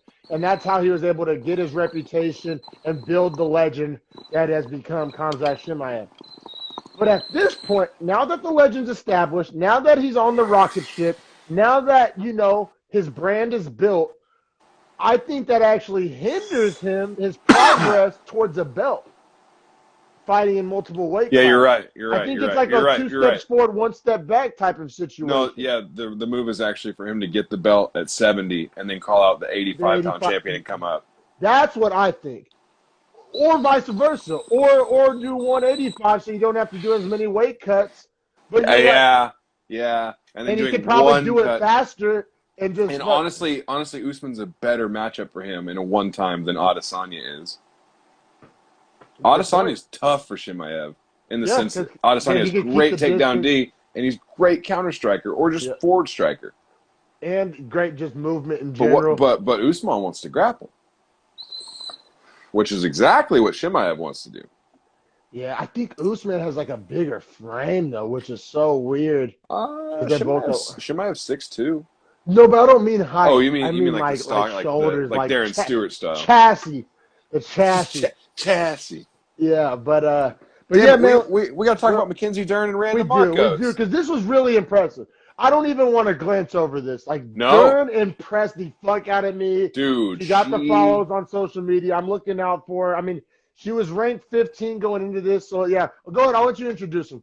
So, yeah, Mackenzie Dern, ranked 15, women's strawweight, so 115. We got Jason Herzog as the ref. Randa Marcos. So, this is Mackenzie Dern's, first real legit Randa Marcos is what I would say is a gatekeeper to the 115 division in the UFC. So, essentially, if you can get past her, you have a roster spot guaranteed. So, Mackenzie Dern's minus 165. Vegas leans in her favor, but not by much. But honestly, man, she came out and just dominated Randa Marcos. Just dominated. Her grappling looked so high level, and it is kind of an eye test thing. Like when you watch, not everybody that gets an armbar victory or a rear naked choke is a good grappler. Like sometimes that's just how the chips fall and everything, and you get that, or you outmuscle somebody or whatever. But what I'm saying is, when you watch certain people grapple, there's like levels. You're like, oh, it's like watching a swimmer swim, like versus just watching some guy at the public pool or at the beach that's just kind of hanging out in the water. But then you actually watch somebody who swam like collegiately or like in the Olympic trials or they're whatever. just like tearing up the water. And it just like it looks just visually different. Or you know what I'm saying? There's a lot of different analogies you can make. Like how we've said with Nigel Houston with the skateboard, just makes you know what I'm saying? And that's how like Dern looked on the ground, just so comfortable, just transitioning so fluidly and easily, and just everything set up everything else. Like it was all like continuous motions. Continuous motion. Like that's what I'm saying. Like some grapplers are like, I'm going for this guillotine, hell or high water. It was like she just felt transitions every time. It's like she was water. That's what I'm saying. She was like some like liquid metallic, like the Terminator that can like reshape into different. Dude, because she threw up the same triangle defense that Bueno Silva threw up and had the exact same position. But from there, she went to omoplata to take top. And then from omoplata, I went to armbar, and it was like, whoa, you just threw up 3 different subs just to get to this one and take top control. Yeah, like I said, I love how you use the technical terms there, because that's where my knowledge is lacking. But just watching, it was just so fluid, so high level. You're just like, and we had just watched like fucking a bunch of other fights, and nobody's grappling looked like that. You know what I'm saying? And then we shouldn't even glance over the fact that, did you see how she finished the armbar? By stepping out to the side and wrapping her arm over it and leaning back on it. Like, she didn't even go with like the pull to her chest. She actually put the arm over her side and then laid back over it to get like a straight bar arm bar on it too. So it's like, she is high level. And Marcos was trying hard not to tap. Yeah, I was honestly like defense rooting was for her really to tap. good. Like her, shout out to her joint flexibility. Like in that, I don't know, dude. That I was like, how is she not tapping? Because old girl was just fucking cranking on that goddamn elbow for a second. Yeah. So like repositioning, trying a few different techniques, and eventually she was able to get it. But she took the exact opposite technique of old girl that tapped early. Also, Mackenzie Dern, kind of hot. Not bad. Just side note. So I know, definitely, yeah. I mean, definitely helps with marketing, right, wrong, or indifferent. I mean, it definitely, if you're a good-looking female fighter, it helps. It does. If you're a good-looking male fighter. Oh, true. Very true. Very true. I mean, shout out to Paulo Costa's handsome ass. But yeah, we'll keep it pushing. Like I said, I just want to definitely make sure we speak, because it was a first-round sub. Fight-wise, not a lot to break down, but I just feel like Mackenzie the level of technique grappling needed some jerking off real quick. The level of technique that she showed was like high level for sure. So yeah, I mean, strawweight, we talk about it all the time, how just jam-packed strawweight is, and we watch a lot of strawweight fights, and not a lot of strawweights grapple like that. So I'm interested to see. I mean, strawweight has some nasty strikers, so it'd be interesting to see how she deals with like a super high level striker. But her grappling's going to present problems for anybody that fights her.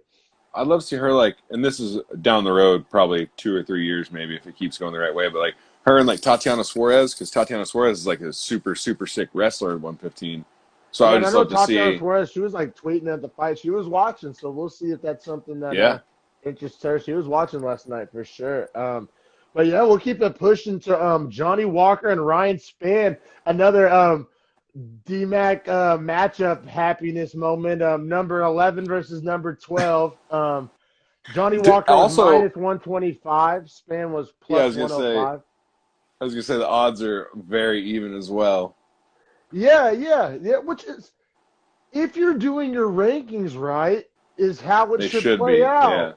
Yeah, like of course. It shouldn't be you're fighting. You know what I mean? Because that's when people are holding on by reputation or by name or you know what I'm saying, or somebody's Yeah, getting, or yeah, you know what I mean. I mean, every once in a while, there's that killer on the way up meets a veteran on the way down, and it doesn't kind of work out that way. But no, this is a great matchup, and like I said, when rankings are done properly, it should lead to easy matchmaking and fun matchups.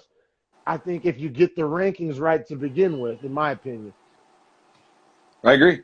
I Yeah, agree. yeah, for This fight, sure. by the But way, I didn't mean to take away from it, but it is wild. And all of Johnny Walker's fights are fucking wild. Like he's that is named his after some MO. whiskey. Yeah, and did you notice that he paints his hair blue for his UFC picture? So No, he's I Johnny didn't. Walker Blue. Oh, that's funny. I didn't know that. Yeah, No, that's that's like funny. yeah, He plays yeah, good. yeah, Johnny Walker's super marketable name. yeah. Super Like what the marketable fuck? When name. I saw his name, I was like, is that a New Yorker? Like what the fuck Well, is that? He's named after a Scotch, and he's Brazilian. And I'm like, how's his name Johnny Walker? yeah, And he's how's his name Brazilian. Johnny How is Walker? her Yeah. name Mackenzie Dern, and she's Brazilian? Well, Brazil is a really weird country. I mean, kind of like the United States, where it's like, Telling me. you know what I mean? Like you can be from like anywhere and be Brazilian. You know what I mean? You can be black as night or white Yeah, that's or what I'm saying. It's crazy. yeah. Brazil's probably the most diverse country on earth, maybe next to the It's United one of them. States. I don't know. Yeah, for sure, man. But I'll say this: this is like the battle of the fucking starting shooting guards. The one Jesus guy Christ, 6'5" at and 6'5" and 6'6". 6'6", yeah, at 205, man. So Yeah, yeah. as soon as I saw that, I knew this was going to be an interesting matchup, and this is why. I bet both of these guys have been the taller fighter in like 95% of their fights. You know what I'm saying? And they're Absolutely. used to having that advantage. But their number one thing they're probably used to leaning on was neutralized. And that's kind of what this fight looked like when you But they watched both it. kept tagging each other at the exact same time. They were like Yeah, like trading shots that they like meet in the middle because they were I don't like you're saying, both were at their range, thinking that they were out of the other's range, and it's like, no, motherfucker, like know we're the same length exactly. and height. Yeah, it was really interesting. So it just led to this like trade sessions where not a whole lot of defense being had, just kind of swinging No, from the hip. That's why John Jones tweeted out "cool bar fight, bro," because that's yeah, essentially what it looked like. It kind of looked like a Buffalo Wild Wings parking lot. You know what I'm saying? After too many medium wings and well, lines in the bathroom. Ryan Spann had Johnny Walker fucking rocked Yeah, he did. bad, He did. No, bad. they were both just swinging from the hip. 30 seconds into this fight, you're like, this fight's not going the distance.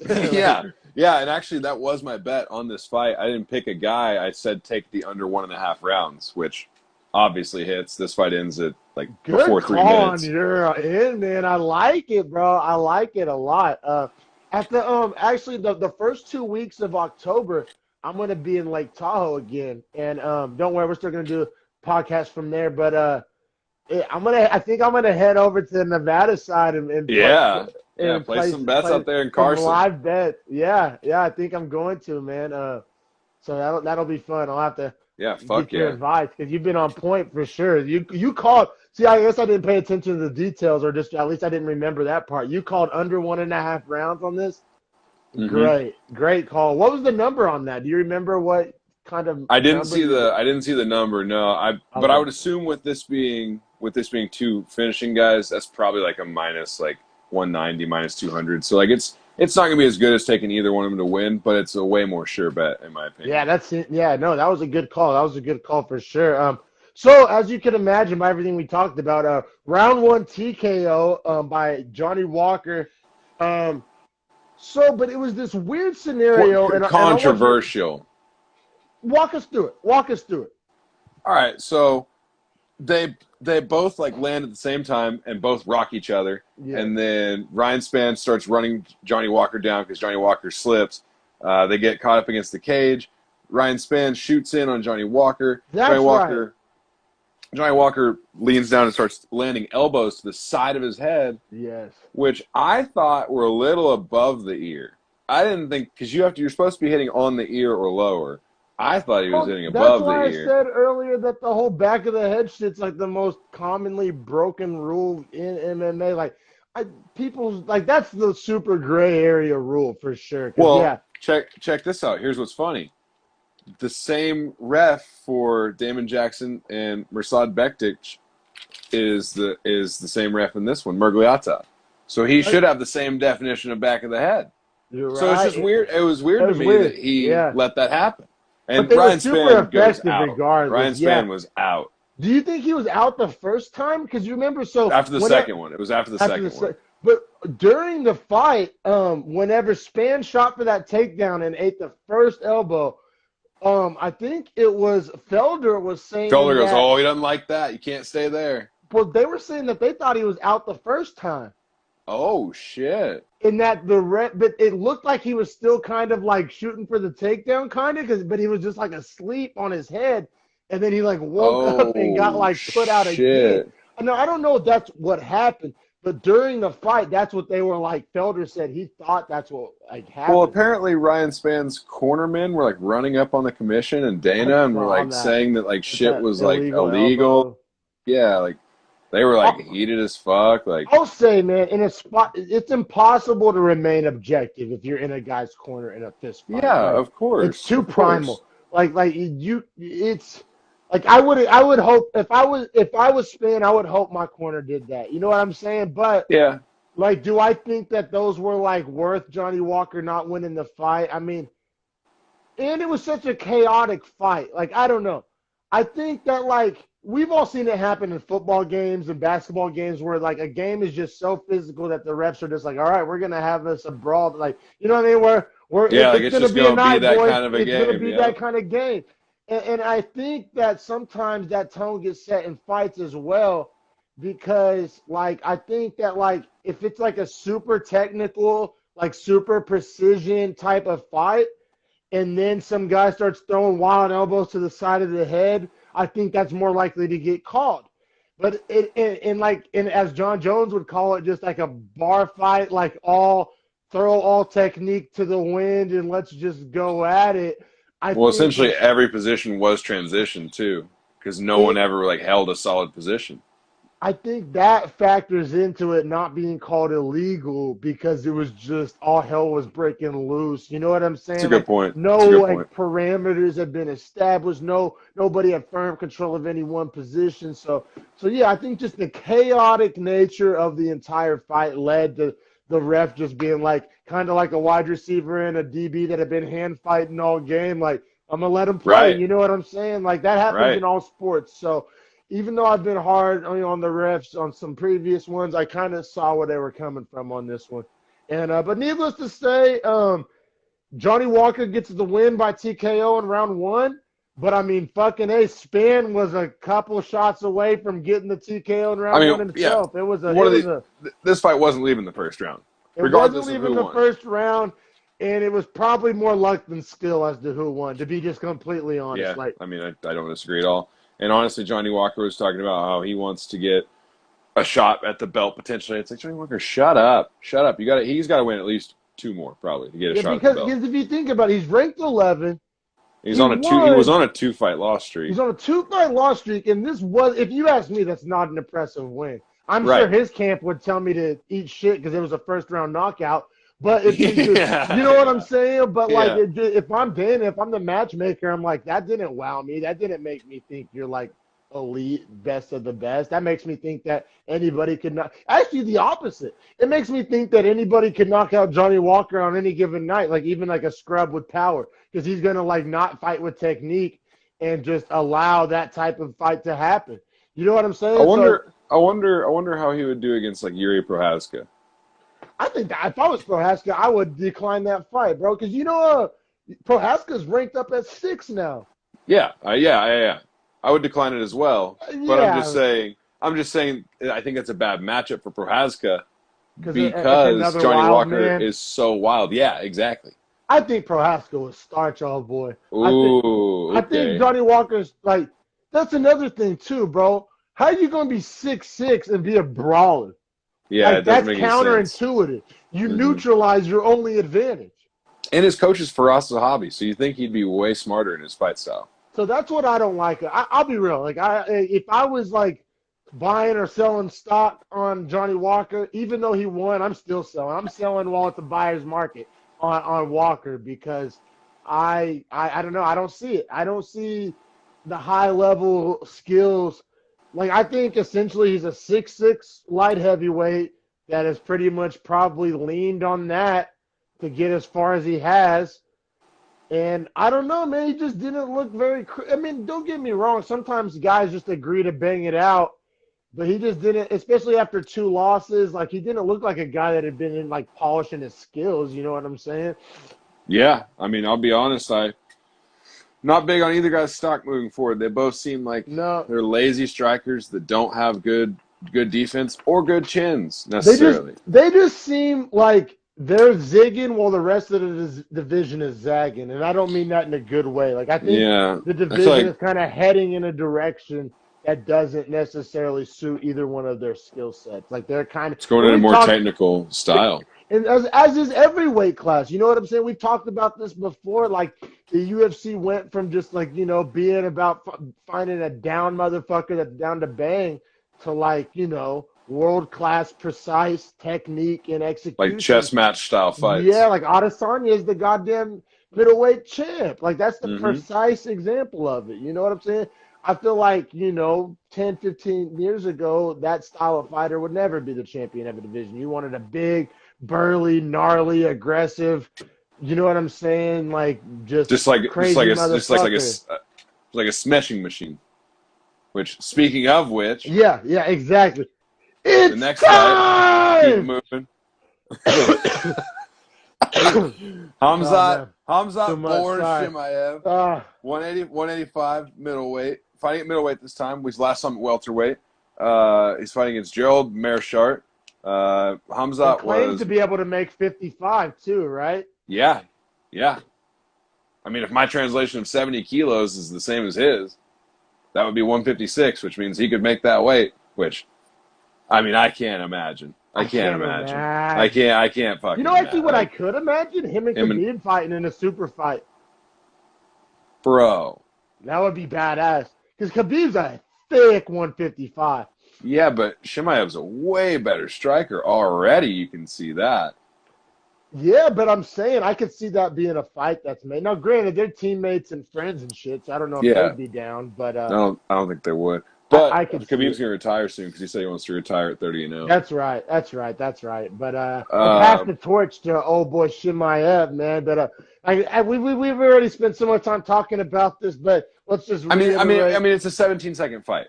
There's 4 strikes thrown. There's not a lot to break down, other than Chimaev is a fucking monster. He's a problem for 170 and 185. Like he's a problem.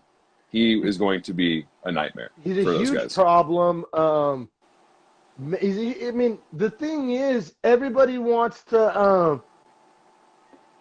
So this is what I'm saying. Usually, these guys that come along with the rocket ship hype train, they're O'Malley, they're McGregor, they're really flashy, and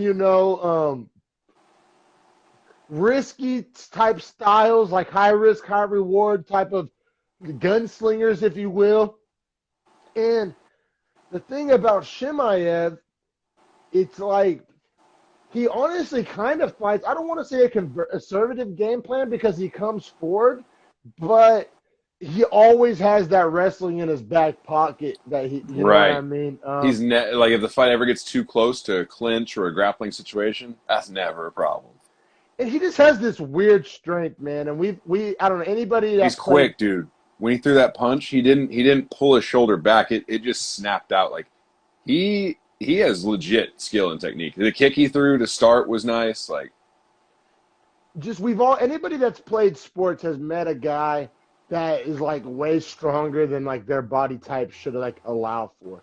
Like everybody's either had like that one small O lineman that was like the strongest, the best run blocker on the team, or the fucking, I don't know, like there's like random like a random like basketball players have this weird core strength that you just like can't coach, and just or just weird track runners that never bench press in their lives and have fucking, sculpted pecs, like just weird natural athletic strength that like call it God given if you want, call it hitting the genetic lottery if you want, call it whatever you want, but just certain guys have this like pound for pound They can just just their muscles are explosiveness. just better. Yeah. Yeah. They're more fast twitch muscle. Like their percentage of fast twitch But is just way higher. yeah, Chimaev, he has this.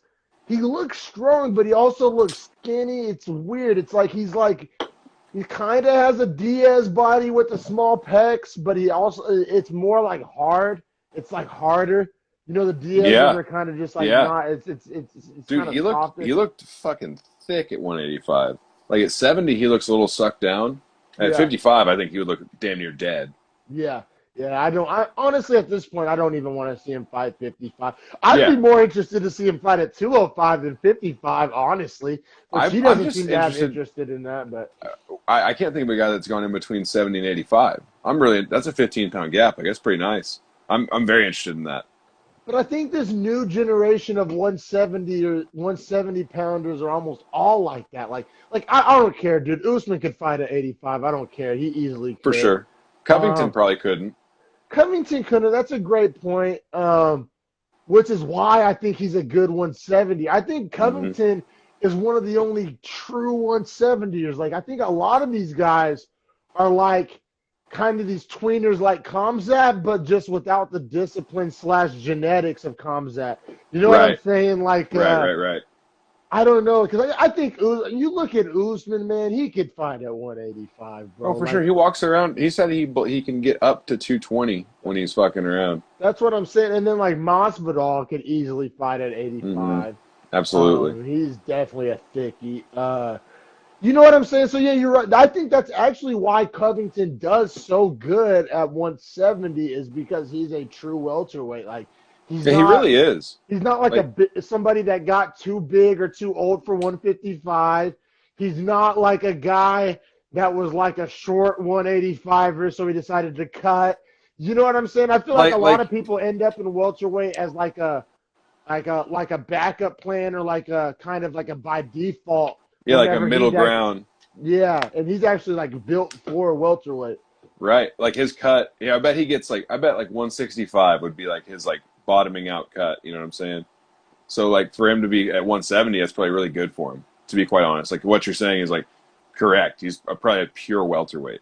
It's Yeah, not. He's definitely. not between the two divisions at all. He like belongs at 170. That's what I'm saying, and I feel like most welterweights are kind of a round peg in a square hole type of situation, like trying to Like make it like like if there was a 177 weight class, that's or probably what I would 180. Like if 180 was a division, they would yeah, like just or stack on 5 extra pounds of muscle and just be a little more swole. or on the opposite end of the spectrum, maybe like a guy that whose ideal weight class would be like 163 in boxing, but they're like, Yeah. yeah, I can't make 55, so let's get it What cracking at 170. I think there's a lot of tweeners in 170. and that's what boxing has done to combat the problem we're talking about. But I hate watering it Yeah, down like I'll that. I'll Don't take do I'll that. take UFC's method any day. I'll take some tweeners any day over having a belt every two fucking Yeah, fights for sure. yeah. I think 10 to 15 pound divisions is the right way to go. But just to kind of wrap up Chimaev Mirchart,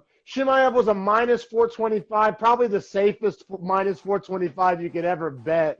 And Yeah. then Oh my God. Take it to the house. take it Take to it, the house.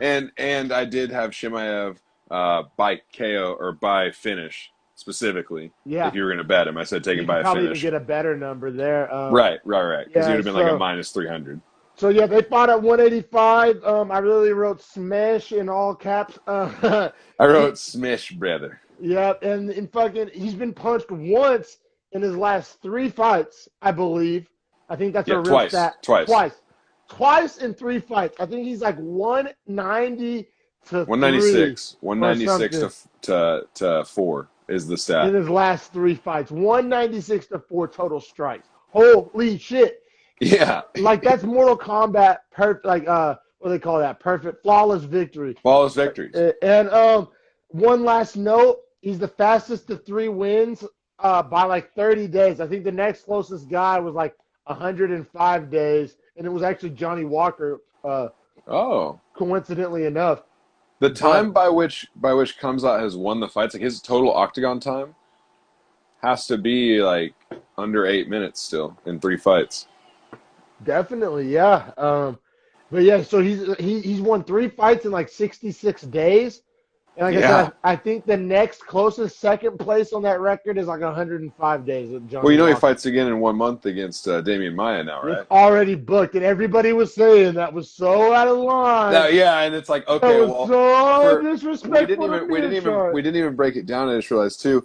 The fight starts out with the two guys circling around each other, couple feints. Chimaev throws a nice kick that lands. Mearshart starts backing up. Mearshart looks scared, by the way. Mearshart circles the cage, edge of the fence.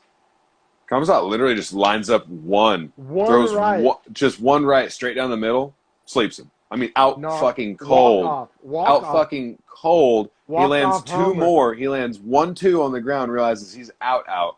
The ref, Mark Smith, thank God, was like, saw him out from the time the first punch landed. So he was already getting in there. So 4 total strikes is what Chimaev landed. It really only took him 2, a kick and a punch. He could have walked off. He could have walked off, but as we saw last week, doesn't really help you when you do that. And he likes don't to do that. smash. He's a savage. He's a savage. But yeah, fastest to 3 wins. I mean, good luck, Maia. Good luck, Damian Maia. I know Schaub was saying that, like, you know, I don't care how old Maia is, he's still a problem. And I care a lot whenever a dude has power like that, and Maia has been shown to eat strikes. I think Schaub was going off the presumption that Chimaev only is going to go for the Dagestani style, like wrestling, takedown, control. That's obviously not the case. I think he'd actually rather not. Like, I think that's like the harder path to travel. I think if he could just smash, I think that's the preferred method of operation. But yeah, I mean, I honestly wish UFC had like jerseys. Like, I guess they technically do those walkout shirts, but you know, like in basketball, like a real basketball jersey. You can go buy your favorite player's jersey. Or like, you know, I do my cards, and I guess there's UFC cards, but they're usually way behind, and like, I don't know, it's not as cool. But like, I want something to like support Chimaev. Like, I don't know, I don't know if he has like a t-shirts or a website. I doubt it. He doesn't strike me as that kind of guy. But dude, I could even fuck with like a baseball jersey that just said like Chimaev and then like 185 on the back. And the nameplate says Smash. Oh, that'd be clean. Yeah. That'd be clean. Maybe like some Russian like words on the front or something. Oh, I don't know. Or like Dagestan and Russian on the front. That would be pretty tight. That'd be clean, man. But yeah, man. So I guess we'll keep it pushing, even though I don't want to. I just want to make this the Khamzat Chimaev hour. But it's the Chimaev show, dude. Did you see him on the UFC the presser for this about a week ago, press conference where he was just talking shit wildly? Well, I remember he told Mearshart, he's like, if I beat you, you retire. Yeah, he was like, you retire, and Mearshart was like, no, like said something, and he was like, okay, so if I he said, no, do I get a wrestling trophy if I take you down? I'm like, shut up. Yeah, if I double leg you, and then Chimaev was like, all right, so you're gonna give me a black belt when I choke you out because I'm a blue belt and you're a black belt. And Mearshart was like, yeah, if you choke me out, I will give you a black belt. He was like, brother, you're a black belt. How you get choked out by blue belt so many times? He was going in. And then apparently, after the fight, Chimaev wasn't like really boastful at all. He was super humble after the fight. Did you hear about what happened between him and Kevin Holland in the hotel? No. Well, actually, God! I heard the broadcast talk about it briefly, but they had a little conversation. Fucking yeah, Chimaev, they're walking through the hotel and he's like carrying his bags and shit, and he sees like Kevin Holland walking through the hotel, and he stops and like tries to give him his bags and is like, yo, take these to my room, like, and tries to act like he works at the hotel. And then do you think he like legitimately thought that, or do you think he was trying to big dick him? I definitely think he was trying to big dick him. I definitely think that. It's hilarious. Like, honestly, like, and I'm sure some woke asshole out there will probably try to spin that as racist, but he's from a different country, man. It's not even like that. They don't even have black people in Dagestan, but like, right. Like, what I'm saying is, I think it's funny either way. Like, if he legit thought he was a worker, that's pretty goddamn funny. Yeah. I've had that happen to me. Like, you ever got fucked up and wore a red shirt to Target? It's the worst. But, dude, yeah, I wore like a red flannel to Target one day, and goddamn, you fucked up huge. Yeah, I fucked up, getting like tapped on my shoulder. You're like, I don't work here. I don't work here. Have a card. Fuck you. Oh man, but yeah, really fun fight. Mir's chart, I mean, Jesus Christ, dog, get it together. Have a little respect for yourself. And then Two brutal KOs in a row from Mearshart, Chimaev, too. I've been looking forward to mine. See you next month, Chimaev. Jesus Christ, they'll probably Fight break Island. another record for fastest to 4 wins that night. I mean, I'll be real. I'm not gonna sit here and act like I've watched every Damian Maia fight, but like I've watched a lot of them. I'm taking Chimaev. Like I don't know. Taking Chimaev 1,000 times over. Um, He will be the bet the house pick when that fight occurs. you know Just what?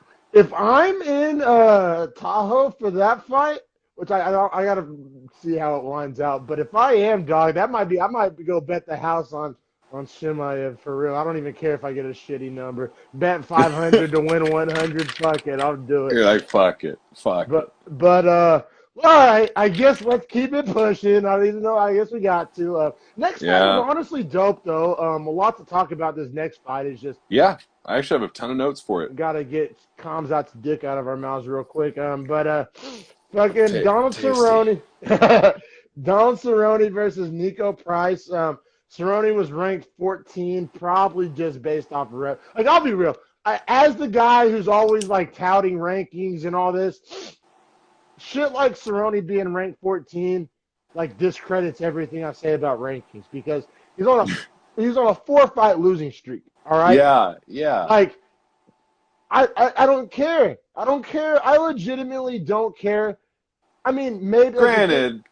Think about who his losses are: Conor McGregor, Tony Ferguson, Justin Gaethje, and then Anthony Pettis. But those three, Conor's kind of questionable. Definitely a better fighter than Cowboy, though.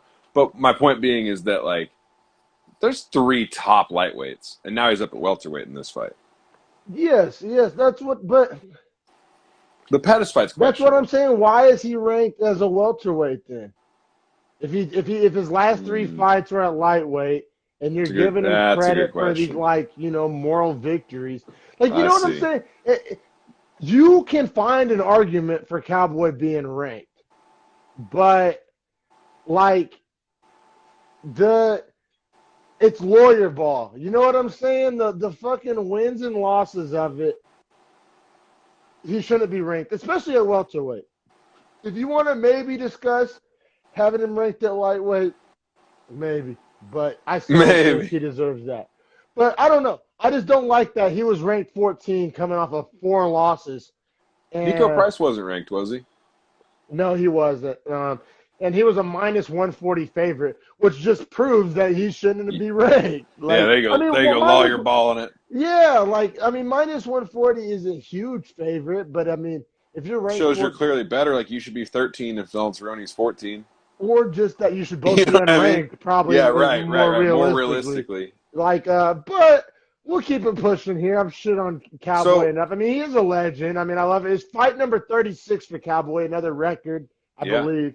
Yeah, and fighting Nico Price, obviously. Nico Price, super fun to watch, super nice guy. I saw a highlight I meant to retweet and tag you in. Backstage, Nico Price just was literally essentially telling Donald Cerrone, like, hey, like, you're my hero. Like, the way you live your life outside of fighting is I want to be you.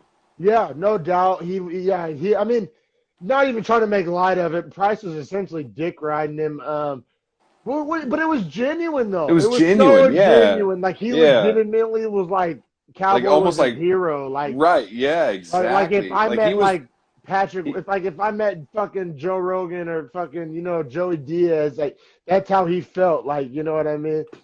He was pumped for the result of the fight, and Donald Cerrone was pissed, if that tells you anything about where they each saw each other. You know what I mean? Like, I think it had a lot to do with it. But, so, like, to get into the actual breakdown, right, they're fighting at 170. Jason Herzog's the ref. Donald Cerrone always starts fucking super cold. And he started super cold in this one. It has to be an age thing, right? Like, both physically and mentally. Like, physically, it doesn't, it doesn't warm up. Like, got to let the old engine idle for a while when you're 40. And then also mentally, typically older fighters tend to like to start slow so they have the gas tank and they kind of gauge the timing and all that. But I'm not making excuses. I'm just saying you're right. He starts slow, but I'm saying there's probably both a strategy reason and he's fucking 40-something reason. I'm pretty sure by the time Nico Price had landed 40 strikes in the first round, Cerrone had landed 5. Yeah, Was after the fight, Cerrone was like, "Yeah, I think he was like kind of clowning himself. He's like, "Yeah, for some reason I decided to get punched 40 fucking times before I started fighting." yeah, it He was didn't the even weirdest thing. understand it. He was It was bewildered. Which man, he needs to hang it up. That means he's like, there's like a disconnect, like when he's in the octagon. You know what I'm saying? Like yeah. he's not necessarily fully in control. He's just fighting off. Like like if he was an engine, he's running on fumes. Like his reactions and shit just ain't there. So, okay, he's getting his ass whooped. Starts to recover halfway through the round, survives, gets eye poked, right? Yes, there was actually two eye pokes in the first round. We're gonna get there. But what I was gonna say about the first one is Nico Price was like upset with himself when he did it. Yeah, Seemed yeah, like he was. genuinely upset. Like Yeah, he he showed was. like real remorse. Okay, so Yeah, he gets yeah. a warning from Herzog, right? They continue to fight. Boom, another eye poke. Nico Price is pissed. Cerrone's like, "Come on, man, what the fuck?" Nico Price did have a terrible thing of like putting his hands like this, and it was like, "You gotta have Yeah, your hands he up. kept Can't be doing like it. this." Yeah, I Yeah, hated it. But but it was yeah, then unintentional. Unintentional. unintentional for sure. And that was only the second eye poke. And I've seen multiple fights where you've seen like a dude get kneed in the nuts twice and then eye poked once and still no points taken. But on this second eye poke, Herzog decides to take a point. And that's really Cerrone the was mad he story took of a the point fight. too. That was the So, story of the fight. and yeah, and that's why it was important that we broke it. Explain that. I do you think that he Yes, should have but taken it? I do. But I also think in those other scenarios they should as well. Like I don't think that I think it should go the other way. Like instead of the argument being that like they didn't those other times, so they shouldn't this time. I think it's like The no, they precedent should be should that they this should. time, and they should have those times too. You know what Okay. I'm saying? Like I'm Okay. actually a big fan of points being taken away because warnings and it's just like little kids. We like to think we grow up and that grown ups are a real thing, but we're all just big ass kids, bro. And like little kids will I mean a warning isn't shit to a little kid. They're gonna do that shit again. You gotta have Mm-hmm. like a punishment like for it to fucking connect. Just like I mean, how many fights have we watched where there's like 4 groin shots and no points get taken away? Like I hate I don't know. You know what I'm saying? Like I'm actually a fan of the points getting taken away, but I think they need to be more consistent of it, but consistent this way as opposed to that way. Right, like more strict, not less lenient, or not more lenient. Yeah, yeah, yeah. And I it got you. does suck. It does suck when it impacts the outcome of a fight, but it also sucks like in the Cormier Stipe fight when it doesn't impact the end of the fight when it kind of should. You know what I'm Right, saying? right, absolutely. So it's a double-edged sword, which I kind of lean So, towards the stricter end of, which is weird so, because I'm like so, I hate rules, but how do you score the first then? 9-9? yeah, I literally wrote. So Me as too. I was watching it live, I was scored it for Price on strikes. Right. But then I had to go on the next line and write 9-9 question mark, which Because the that -1. question mark ended up being confirmed by the outcome. But yeah, so I pretty much did score it 9. I scored it 10-9 minus the 1.99 Right, draw of the first round, and right. then in round 2 I scored for Price. I mean the total strikes, his body kicks were really effective. But they were banging it out. They were trading. See, I actually scored the second for Cerrone. Really? Super questionable, though. I'll be honest. I'll be really honest. I scored it because almost all the leg kicks that Nico Price threw in the second, Cerrone was checking, and you could hear him checking them. And if you check a kick, that hurts the kicker way more. Yeah. So that's almost like counterpunching. So every time he was checking them, I was like, all right, that's like a counter kick.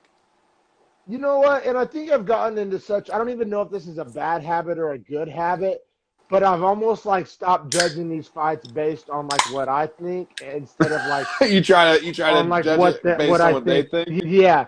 To be honest, like I almost like have to like throw my own opinion out the window. I've kind of just. And so I see where you're coming from, but yeah, and I'm pretty sure the judges agreed with me.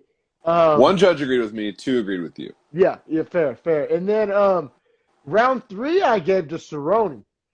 I did as well. Hilarious. They both poke each other in the eye at the exact same time in round 3. They do. And Herzog both looks in like, God damn it. And then like, they I can't both were like take hella points from cool both with of each you. other.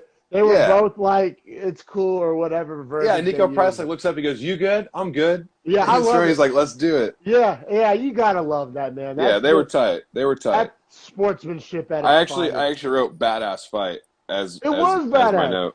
It was badass. It really was. And I also wrote at that point too. I forgot I wrote the second was a toss up, third was Cerrone's. That was what I Okay. wrote at the end of the third. Okay. All right. That actually makes more sense. So I scored it first round to tie, second round Price, third round Cerrone, which equals a draw. Yeah.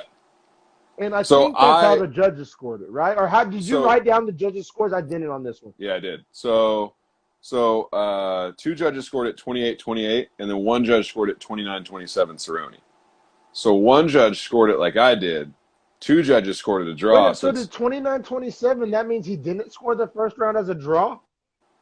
That means the first round was a draw, and then because Cerrone got 9 points for the first round and then won the second and third. So he got, see what I'm saying? And then Price got 9-9-9. I don't know about that. I don't know about that. I mean, but the majority draw. Yeah, majority draw was the final verdict. And I actually wrote that before the decision came in. I said, for me, I scored at 29-27 Cerrone. I wouldn't be surprised to see majority draw or majority decision. So you think Cerrone did enough to win? Like, yes and no. I don't know. It's all how you score a second. Like, honestly, if you'd said Price, I'm cool with the 28-28. And if the eye pokes didn't take a point, I honestly didn't even think he should lose a point. To be real. See, now that makes more sense. Now, if you say, actually, I don't know. It was a close fight. I thought he didn't deserve to lose the point, and in which case, I would have had it 29-28 for Cerrone, but second round being a total toss-up. So if you had told me it was 29-28 for Price, I'm totally fine with that. See, I think that just objectively looking at it, Price won the fight, but the eye poke point deduction makes it a tie. That's what I'm saying. I think he won the fight by 1 point, but so I pretty much agree with the judges. But yeah, man. So we got the main event. That's all that remains. Hell of a main event. I was super excited for it. A lot of build up, a lot of hype. The battle for America's soul, as some might call it. Unfortunately, so. Man, yeah. So we have Colby Covington versus Tyron Woodley. Colby Covington was a huge favorite, and I do understand why. Yeah. So Colby Covington was ranked number 2 middleweight, or welterweight. I apologize, welterweight. Colby Covington's the number two welterweight, and Tyron Woodley was the number 5 welterweight, which I think Tyron Woodley to still be ranked 5 was a little generous in and of itself. Well, you know what? I thought about that, but you know what else I thought? His only 2 losses. He's on a 2-loss streak coming into this fight. He lost to the champion Usman in the championship fight, and then he lost to Gilbert Burns, who's the number 1 ranked contender. No, that's a good point. It's like, it's justified that he could still be a top 5 guy and just not be the top 2. But then again, here he is fighting what would be the number 3 guy. Like, Woodley's got no breaks. They've given him all gas. The UFC fucking hates Tyron Woodley. They're done with him, and they gave him all the worst matchups they could. That's one way to look at it, but it's also like another way to look at it is that they keep giving him opportunities to prove he's elite. And he keeps failing. It's true. Miserably. It's true. Like, that's like, I mean, I totally understand where you're coming from. But I feel like if you're a top 5 guy, you shouldn't expect the UFC to throw you breaks or take it easy on you or cater to you. No, I don't think that at all. I just think Woodley needs to stop fighting. Me too. I'm at with it, because I just don't see that heart and soul anymore. No, yeah, and Rashad Evans was saying that after the fight, like why are you doing it? Like, is your reason for doing it like a good enough reason for doing it? Woodley strikes me as a guy that he's fighting like purely based for ego. Like, he just doesn't want to Yeah. I don't know. I don't even to be honest, man. I thought we were going to see a whole different Woodley in this fight because, it was like a very much a personal thing for him against Covington. Like, he brought in Masvidal who was Covington's old like gym partner, but they But I feel hated like each other. I feel like Masvidal's the worst person to train with for No. Covington. It wasn't about training with Masvidal. It was about Masvidal being able to tell Woodley shit that Covington likes to do. Yeah, no, that's fair. That's fair. But So that's why we all know it. it was like Yeah, tactical advantages, but at the same time, it's like if Woodley's heart isn't there, you can't like the way Covington, Burns, and Usman, all three of those guys, the way they fight is just this crazy frenetic push up against the fence, and just dominate you for 5 rounds kind of fight. Like that's how all three of those guys fight. And so if you don't have the gas to go with them, then you're done. yeah, no, exactly, man. And that's where I feel like this division just passed Woodley by. Like Woodley would get by off wrestling and strength, and those two things actually kind of hurt you when you're fighting a guy like Colby Covington, not necessarily as much as the wrestling as the strength part, because he's all about cardio and pace. And if you have all these big muscles just zapping up oxygen, it kind of does work against you. Man, I'll be real, man. Like, I have to separate two things here. I have to separate, like, my personal feelings towards Colby Covington and his politics. Yeah. Like, that's Versus him as a over here. fighter. And then this is him, like X's and O's, like strengths and weaknesses in the octagon. I have to separate those two things, or else I just like can't even necessarily cover this the right way or break it down properly. Because like I don't know, the last thing I want to be is one of those people who like lets those type of things influence his actual analysis of the fight. Yeah. Or like, you know what I'm saying? Like, For sure. I've always been able to separate the man from, you know, the athlete or whatever. I mean, hell, we've been doing it with Floyd Mayweather for years, and like, you know what I'm saying? Like, Yeah. John Jones. But I mean, yeah, and not John Jones, exactly. and not to Different like ways. not to like give Colby Covington's fucking secrets away, but that's all fake for anyone that does. He might really like probably does support and vote for Trump, but like He his whole spices it persona, up. Yeah. his whole persona is very fake, very Yeah, fake. yeah. Like you see him Sean on talks Instagram, any of about it all that? the Uh huh. time. Exactly. Sean talks about it all the time. Sean, when he came on Food Truck Diaries, Sean was like, yo, like, you know, can we just cut the shit? And he's like, no, we can't. Yeah, he's like, no, motherfucker. Like, this is how I sell fights. Yeah. Like, what do you mean? Can we cut the? No, we can't cut the shit. And part of me does respect that because we talk about all the time about It's a fighters business. who don't control their marketing and their, you know, their fan base, and he's done a phenomenal job of it. I'm just not that target demo. But yeah, let's get into the fight. I know you got work soon. Oh, Actually, actually, I got a text while we were on just now. We're good. I'm off today. oh yeah, Yeah. yeah. I was Yeah. gonna speed through it. Well, anyway, No, we spend get a few more minutes talking shit on Covington then. yeah. I mean, I'm about it. Like, yeah, Man. I actually just got that text like 4 minutes ago. Good news. No, that's dope. Hell yeah. Live on air. Live But yeah, on breaking news. I would say with like Colby, man, like he legit puts in crazy amounts of work. Like he goes and trains with Cam Hanes, who's an ultra marathon runner. Yeah. Like he was an All-American wrestler at Oregon State. Like he's legit. You know what I'm saying? He puts in work in the gym. Like his actual work ethic as a fighter is outstanding. And man, he's so well rounded, bro. Like I want to hate this guy so bad, and like off the court I do, but like I don't want to say flawless because he lost to Usman, but I think a lot of him losing to Usman was just quite the physically stronger man. I don't think he necessarily got like out technique or anything. I think he just ran up into like a physically, genetically superior man, which is kind of funny given Covington's act. But yeah, I know it. I know it's perfect. But what I would say about Usman too is he's the exact same as Covington. He just does everything a little better. And he's a little stronger. That's what I'm saying. Everything. He's a little faster. He's a little stronger. He's a little taller. He's a little thicker. Just a little more genetically gifted. Exactly. Mm-hmm. But they're very literally similar everywhere stylistically. But yeah, that's why I'm not interested in the Covington Usman rematch, which everybody's acting like it's inevitable. But I think it's a clear cut. Covington is right behind Usman. Right behind him. Right on his coattails. Right behind. At the same time, doesn't matter. Chimaev's on his way. Chimaev's coming to smash, brother. Bro, you know, like, I know it's not gonna happen. That's the Covington fight I want to Chimaev. see. That's the fight I want to see. That's the fight I want to see. You just want to see him get smashed Smash, brother, with an E, with an with an E in the E. smash in the brother. Yeah, yeah. Yeah, that's what I want to see. I want to see that shit. But yeah, man. Let's dive in a little bit. I Yeah, mean, yeah. First round. First it round. it went though. I just can't stress this enough. Like I knew it was gonna go exactly like this. I knew it Oh was yeah. gonna essentially go 5. Like I knew it wasn't gonna be a quick finish. I mean, I texted you my pick. You know what I'm saying? And like it Read was. it one more time. What was it? What was your pre-fight prediction?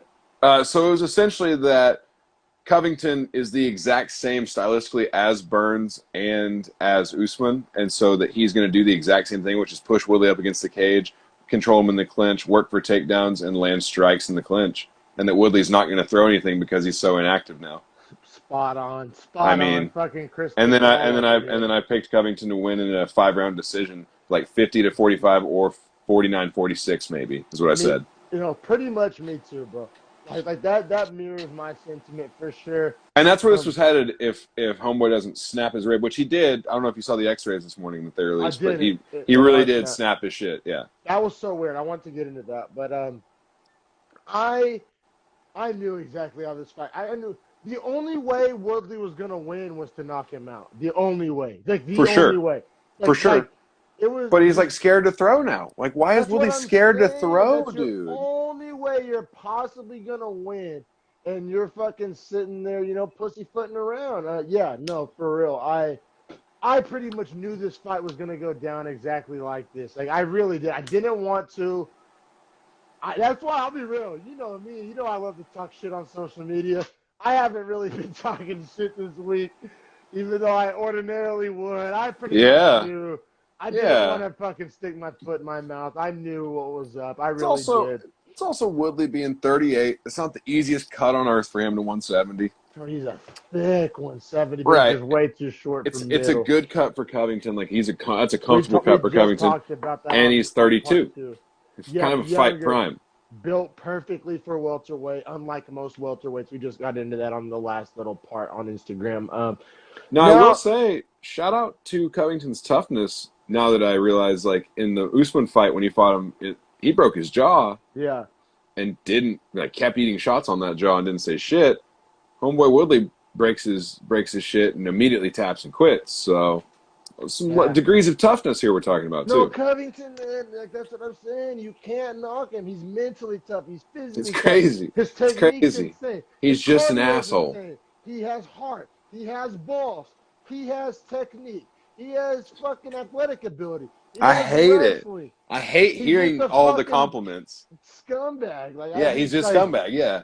But god damn it. Yeah, but he's so good.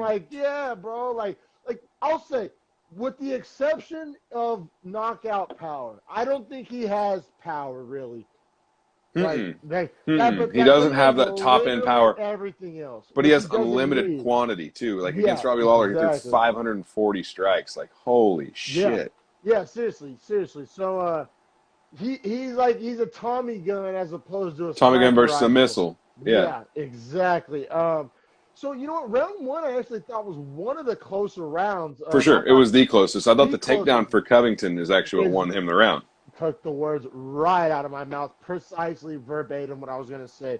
Exactly. That takedown got Covington that round.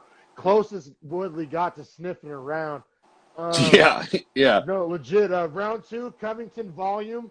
I mean, yeah. I know it's an oversimplification, but you know what's crazy is Colby just threw so much more volume. But I kept thinking to myself in the second round specifically, if Woodley would just go first, if he would just be the first guy to throw a punch in some of those situations. That's what his corner was saying. That's what Felder was saying. I mean, everybody. It was crazy to me that he just wouldn't throw. Like, go, Woodley, go. Like you're faster.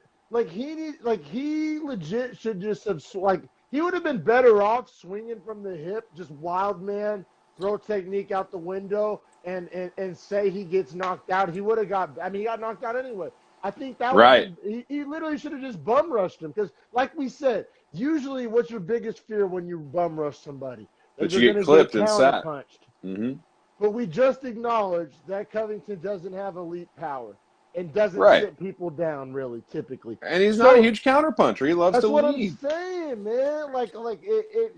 I know it sounds like the opposite of a strategy, but his strategy really should have just been like fucking gas pedal, fucking bum rush, goddamn bar fight, just gone for it. Which I know Woodley's always had gas tank issues, so he Right. like He programmed reserves his his power. brain to not shoot his load early.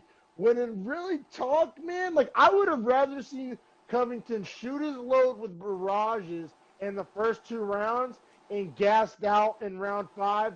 Because, like I said, it's essentially what happened anyway. So I think he would have had a better shot just fucking emptying the gas tank, shooting his load, and just bum rushing him. Or I don't know, man. But we'll stop talking what ifs and we'll get back to talking about what actually happened, which was domination for Covington. The third was exactly the same as the first and second, essentially, but more dominant. I thought, as far as like Covington just pushed him to the fence and just literally did The exactly clinch whatever the fuck he control. wanted, just whatever he The, wanted. the Usman style clinch control up against the fence for sure. Round 3, that was the story of round 3. Round 3, I do want to note that Covington did get the eye poke, but no points were deducted. Yeah. It was the first one, Yeah. which I thought was fair all the way around the block. It was a pretty deep poke. It was a pretty deep poke, but it was accidental. It was accidental. Yeah. So, I mean, that's all there is to say about that. Well, it might be important to note, too, because in the fourth, shit goes all downhill for Woodley. Yeah, it turns from clinch control to a takedown. Pound. You know what I'm saying? Yeah, and Colby is mean with elbows on top. Mean with elbows. As anybody knows, Colby Covington volume is just. I mean, I could say volume in every round as a reason because I mean that's his whole thing. That's quantity. what he does is volume, which judges love volume. Super effective as well. Because like that's what's. Oh, I will say this about Covington, man. Most volume strikers are point fighters, like trying to win for decisions. sure. Covington goes for the finish as a volume fighter. He is trying to finish you. He just doesn't have that power. He's trying. I think that's another thing that separates him from a lot of volume strikers. Yeah, I would say the way to beat him is literally what Usman did, which is like try to match his volume, but just land harder. You just have to have more power. Be the stronger, bigger guy. And be a little faster to it. Woodley was the stronger, bigger, probably more athletic guy. That's what I'm saying. That's what I'm saying. If they're doing like a football combine together, my money's on Woodley. Probably finishes better in all the drills. To be honest, I would think Stephen Thompson would actually have a pretty good fight against Colby Covington, Wonder Boy, just because Wonder Boy can lead with his strikes so much better. Yeah, exactly, man. And so I had a bunch of question marks over round 5, but you kind of just answered a lot of those. Like legit, bro, I'll be real. I thought he faked it. I didn't know what happened. Well, I can hear him yelling. I can hear him yelling, my rib. Yeah. But when did the rib? I still don't understand how and when. I mean, I'm not gonna say I didn't know that his rib was hurt, but I'm saying what happened? How Did you know when and where that rib got hurt? Because it was random. This morning, according to Ariel Helwani, he talked to Tyron Woodley, and he said that he sent him a picture of his X-ray too. That's how I know it's broken because I saw the actual X-ray this morning. And it's a clean break. Bottom rib it's bottom rib on the left side, right? But he said it broke on the takedown in the fourth, and he felt it pop. And then whenever he tried to go for the guillotine, it shifted. It shifted and shifted the bone down and out. And he was at that point, it was some of the worst pain I've ever felt in my life. And so he was I was just over. I couldn't think of anything else. And he wasn't going to win the fight. I mean, you got to think that way, Zim. Honestly, right? yeah. If we're keeping it a buck, I mean, I have a feel if he has a fucking, snowball chance in hell of winning that fight, I think he probably doesn't go out like that. Right. And that's what drives me nuts too, because Covington kind of called him out for that in the post game. I made it. I broke him, and I agree with that statement. As much as I didn't want to, I think that Woodley was broken mentally. He was beaten. He was broken physically. Broken physically, He was dominated. He got his ass whooped. The Like fourth was damn near a 10-8, the way I looked at it. it was all Covington. As much as like I don't want to say it, like that's where I like won't let. I can kind of separate my personal feelings for a man versus my appreciation for his skills as a fighter. Yeah, I mean, Um, I had it 40-36 going into the fifth and would have scored it 50-45 probably, Me or too. 50-44 Me too. to end. So 100%. 100%. 100%. Couldn't agree more. this was I honestly like it's they are who we thought they were. You know what I mean? For No, both totally. guys. For both guys. For both guys. Yeah, man. For both guys. I Woodley's at really the end of that rope. Covington's right in the middle of his probably of his prime prime. sesh. Yeah. Yeah, man. Covington does find himself in a weird spot though, For because sure he does. Burns has next at Usman, which I'm glad. I do not want to say I'm not interested in the rematch. At least not next. We Yeah. both talked about this on social media a little bit. We hmm both agree that next for Covington should be Leon Edwards. Right, and that's only because Masvidal is being targeted against Diaz already for the BMF. So like Diaz is already or Masvidal. I thought Masvidal Edwards should fight because they fought backstage, or like Masvidal pieced him backstage. Like you should probably settle that if one guy's ranked 3 and one guy's ranked 2, or Yeah, 3 and but you 4. know what's interesting to me about this? This is just my personal opinion, bro. I personally think Covington would mop the floor with Masvidal. I don't think Masvidal. What are Masvidal's weakness? Is cardio. Is like you know what It's I'm saying? Is true. It's discipline. true. What's Covington's strength? His cardio and his discipline. I But think those that's a. guys hate each other. I know, but so did Woodley. Like, what does that have to do with anything? You know what I'm saying? Like, That's a good point. I I legit think that it would be a bad day for Masvidal. I'll be real. How I Damn. feel for Masvidal is the exact opposite how I feel about Kelly Covington. Love the guy, hate the fighter. What do you Like think about Edwards against Covington? I am actually very interested in that. I think Edwards has the best chance of anyone. That's what I'm saying. That's why He has crazy great forward striking. everybody's trying to say Covington Usman or Mm-mm. Covington Masvidal Edwards is so because the slept on, it names. sucks. But matchup wise, the fight hmm I want to watch, and I'm not even saying this because I don't want Covington to get a payday. Like I'm a swear to God, like actual X's and O's. Like if this was a video game simulation, I'd still want to see this fight. Is Covington Edwards the For matchup, the sure. stylistics? I think it makes for the best fight. Like dead ass. Like it's not that I don't want Covington to get another shot at the belt. It's not that. It's not that I don't want the mega money fight with Masvidal. It's not that. And I understand the business appeal of both of those fights. But the UFC fight fan, as far as watching in cage action, not money, not what's the best pay per view, not what's most like interesting hype leading up to the fight, what in octagon I want to see is Leon Edwards versus Covington. I think Leon Edwards' rangy, creative striking would be the most interesting matchup as opposed to Usman. We just broke it down. Usman, it's like everything you can do, I can do better, with the exception Right. of There's maybe no point to cardio. see it. Yeah, cardio might be the one thing but the thing is like Usman has the cardio for 5 rounds. It's good Now cardio. we're like where we talk about cardio would be an issue would be like round 8. You know what I mean? Like Good maybe point. Covington can fight round 8 and Usman would be tired then. But that's Yeah, never going to be but something that's we could not. find Yeah, out. good point. Good point. And then like I said, Masvidal. Like I fully believe that Covington would beat the fuck out of Masvidal. Like I really do.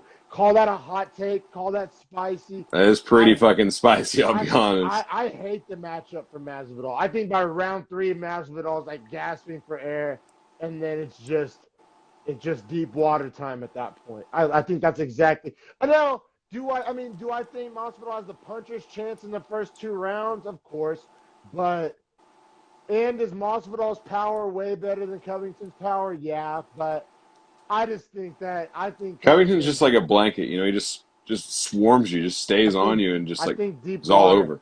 I think hmm Masvidal's deep water struggle against Covington. I think it's a matchup nightmare. I really do. That's some money. That's a fight I would bet the house on, because I bet there Damn. would be enough casuals betting Masvidal that Oh, you for could actually sure. get a dope number on Covington. Not super dope, You But get a no. I what bet for what it actually should be worth, you get a great that's what number on I'm Colby. saying, dog. Is on that fight, I might have to dip into the old savings and pull out of something. But Yeah, that's actually a really good point. Like you would get a phenomenal number on Colby I just for think the public public appeal. and the Public appeal casuals, would man, bet the number. Like you should wait to take that one too, because it's yeah, going to late open, get a and late then number. and then Yeah, casuals are going to pour in on I Masvidal. think so, bro. They You would. get, Everyone hates Covington unless yep, you're Jay Finley, shout out Jay, or anyone else that's on that side of the fence. Like yeah, then you fuck with Covington, then you rock with him, you ride with him, and yeah, you no probably think he'll doubt. beat Usman. Cough cough, Jay Finley, which he won't. No, he won't. Like I said, Usman just strikes me as a better version of Covington, just a physically superior man. Now let me ask you this, which I think I know my answer really easily. I think you do too. Should Woodley retire? Yeah, it's done. It's over. yeah, It's yeah, over. yeah. It's It's over. over. He falls out of the top 5 here. Obviously, has to lose that ranking. It at least has to fall 1 or 2 spaces because he Dana looked pretty like much shit. openly said that he like wants him to retire. That it like he's not like interested really. The rib injury is going to take him 6 months to recover from, where he can take strikes again and shit on it, and actually train and get back in camp and exercise, because you can't really breathe very well when you. So he Yeah. can't run and shit with this rib injury for right now. So essentially, like you're talking about, the next time he'd fight would be 39 outside the top 5. What's the point, man? You look like Yeah. shit the last 3 times you fought. I literally think he has two choices. Like he has retire or enter official gatekeeper mode. Yeah, and even still, I don't know that Gatekeeper is going to be a great spot for him with guys like Chimaev coming up the pipe. If they give Woodley, Chimaev Woodley. I'm not interested at all. Like at all. You heard it here Honestly, first. You heard it here I'm first. not interested for like. I get that like name, cachet, and all that, but that just was Get Chimaev so into the top whack. 10. That's another 4-punch win, I think. Like we all know Woodley's not going to throw. Hell, it could be a Yeah. 4-punch win in 5 rounds with Woodley. Goddamn it! Like Anik made a comment last night. Woodley, I think, has thrown 83 punches in 70 minutes of octagon time at some point. yeah, dude. I mean, it's horrible. It's horrible. Like, he just That's like doesn't he do throws like anything. literally 1.15 punches a minute. That's terrible. I feel like Covington probably throws 1 a second. Yeah, literally Covington, like in the Lawler fight, he would have been throwing, let's see, 25 minutes. You're talking 500 strikes. He was throwing like 20 strikes a minute. That's 20 strikes a minute. That's one every 3 seconds. Yeah, I have no interest in Woodley anymore. I don't think anybody does, to be honest. Yeah, I mean, honestly, he made like I honestly feel like he made like the MAGA people like feel stronger, like I don't know, because he was talking all that shit, and I hate how that went down. I really do, but I knew it was gonna go down that way. It was one of those things where like I saw it coming, but it sucked. Hey, also, Saquon Barkley tore his ACL while we were live. I think so. Also, while we've been live, I had the Niners game on mute over here. Garoppolo's out. Nick Bosa's out. Bosa, I'm pretty sure is done for the year. That looks Done. bad. Yeah, he's done. Garoppolo's might be bad too. It was the same knee he already hurt. The Niners might be in the goddamn top 10 next year in the draft, based off all the Kittle's already down. D Ford's also hurt. Yeah. Sherman's on IR. Debo Samuel's on IR. Now it's a shorter IR than usual because of COVID. It's only 3 weeks. So, but goddamn, the Niners are not looking hot. But yeah, man, fucking that wraps up episode 16 of Beefy Boys. Enjoy the rest of your Sunday. Yes, sir. Fucking iMovie app is still fucking up, dog. So I don't know if you want to maybe discuss some other options there. Or I don't know, man. I'm really bummed about it. I hate not getting these new episodes to YouTube, but I don't know, man. We'll get it worked out. We'll talk about it. For sure, brother. But yeah, thanks everybody for tuning in. Thank you for your time. Thank you to Chimaev for smashing. Yeah. And man, fucking amazing card. Like I'll remember that card. Like I don't remember. Sometimes cards blend together. Some are forgettable. This card was outstanding. This card top to bottom. Fucking phenomenal. And if you don't watch MMA, you don't watch UFC, you don't watch Beefy Boys, fucking what are you doing with your life? Get with it. Beefy Boys, man, websites in the work. Yes, Merch sir. coming shortly behind it, man. We doing the damn thing. Dreadful Talk. If you're not subscribed already, obviously we're on Dreadful Talk Dom right now. Give it a shout out. Give it a Yeah, follow. appreciate it. Yeah, subscribe. Dreadful Talk on YouTube. Beefy Boys Breakdown on YouTube. Follow the socials. Just support us, and we'll support y'all. Eventually, I'm sure we'll do some merch giveaways for the people that's been rocking with us and retweeting us and everything. So just, share us, like, follow, subscribe, all that. Fuck with the Beefy Boy movement. We love y'all. We love MMA. And y'all have a good rest of your Sunday. I know I'm going to watch some football and eat some shitty food. Yes, sir. Later, brother. Keep it beefy. Take it easy.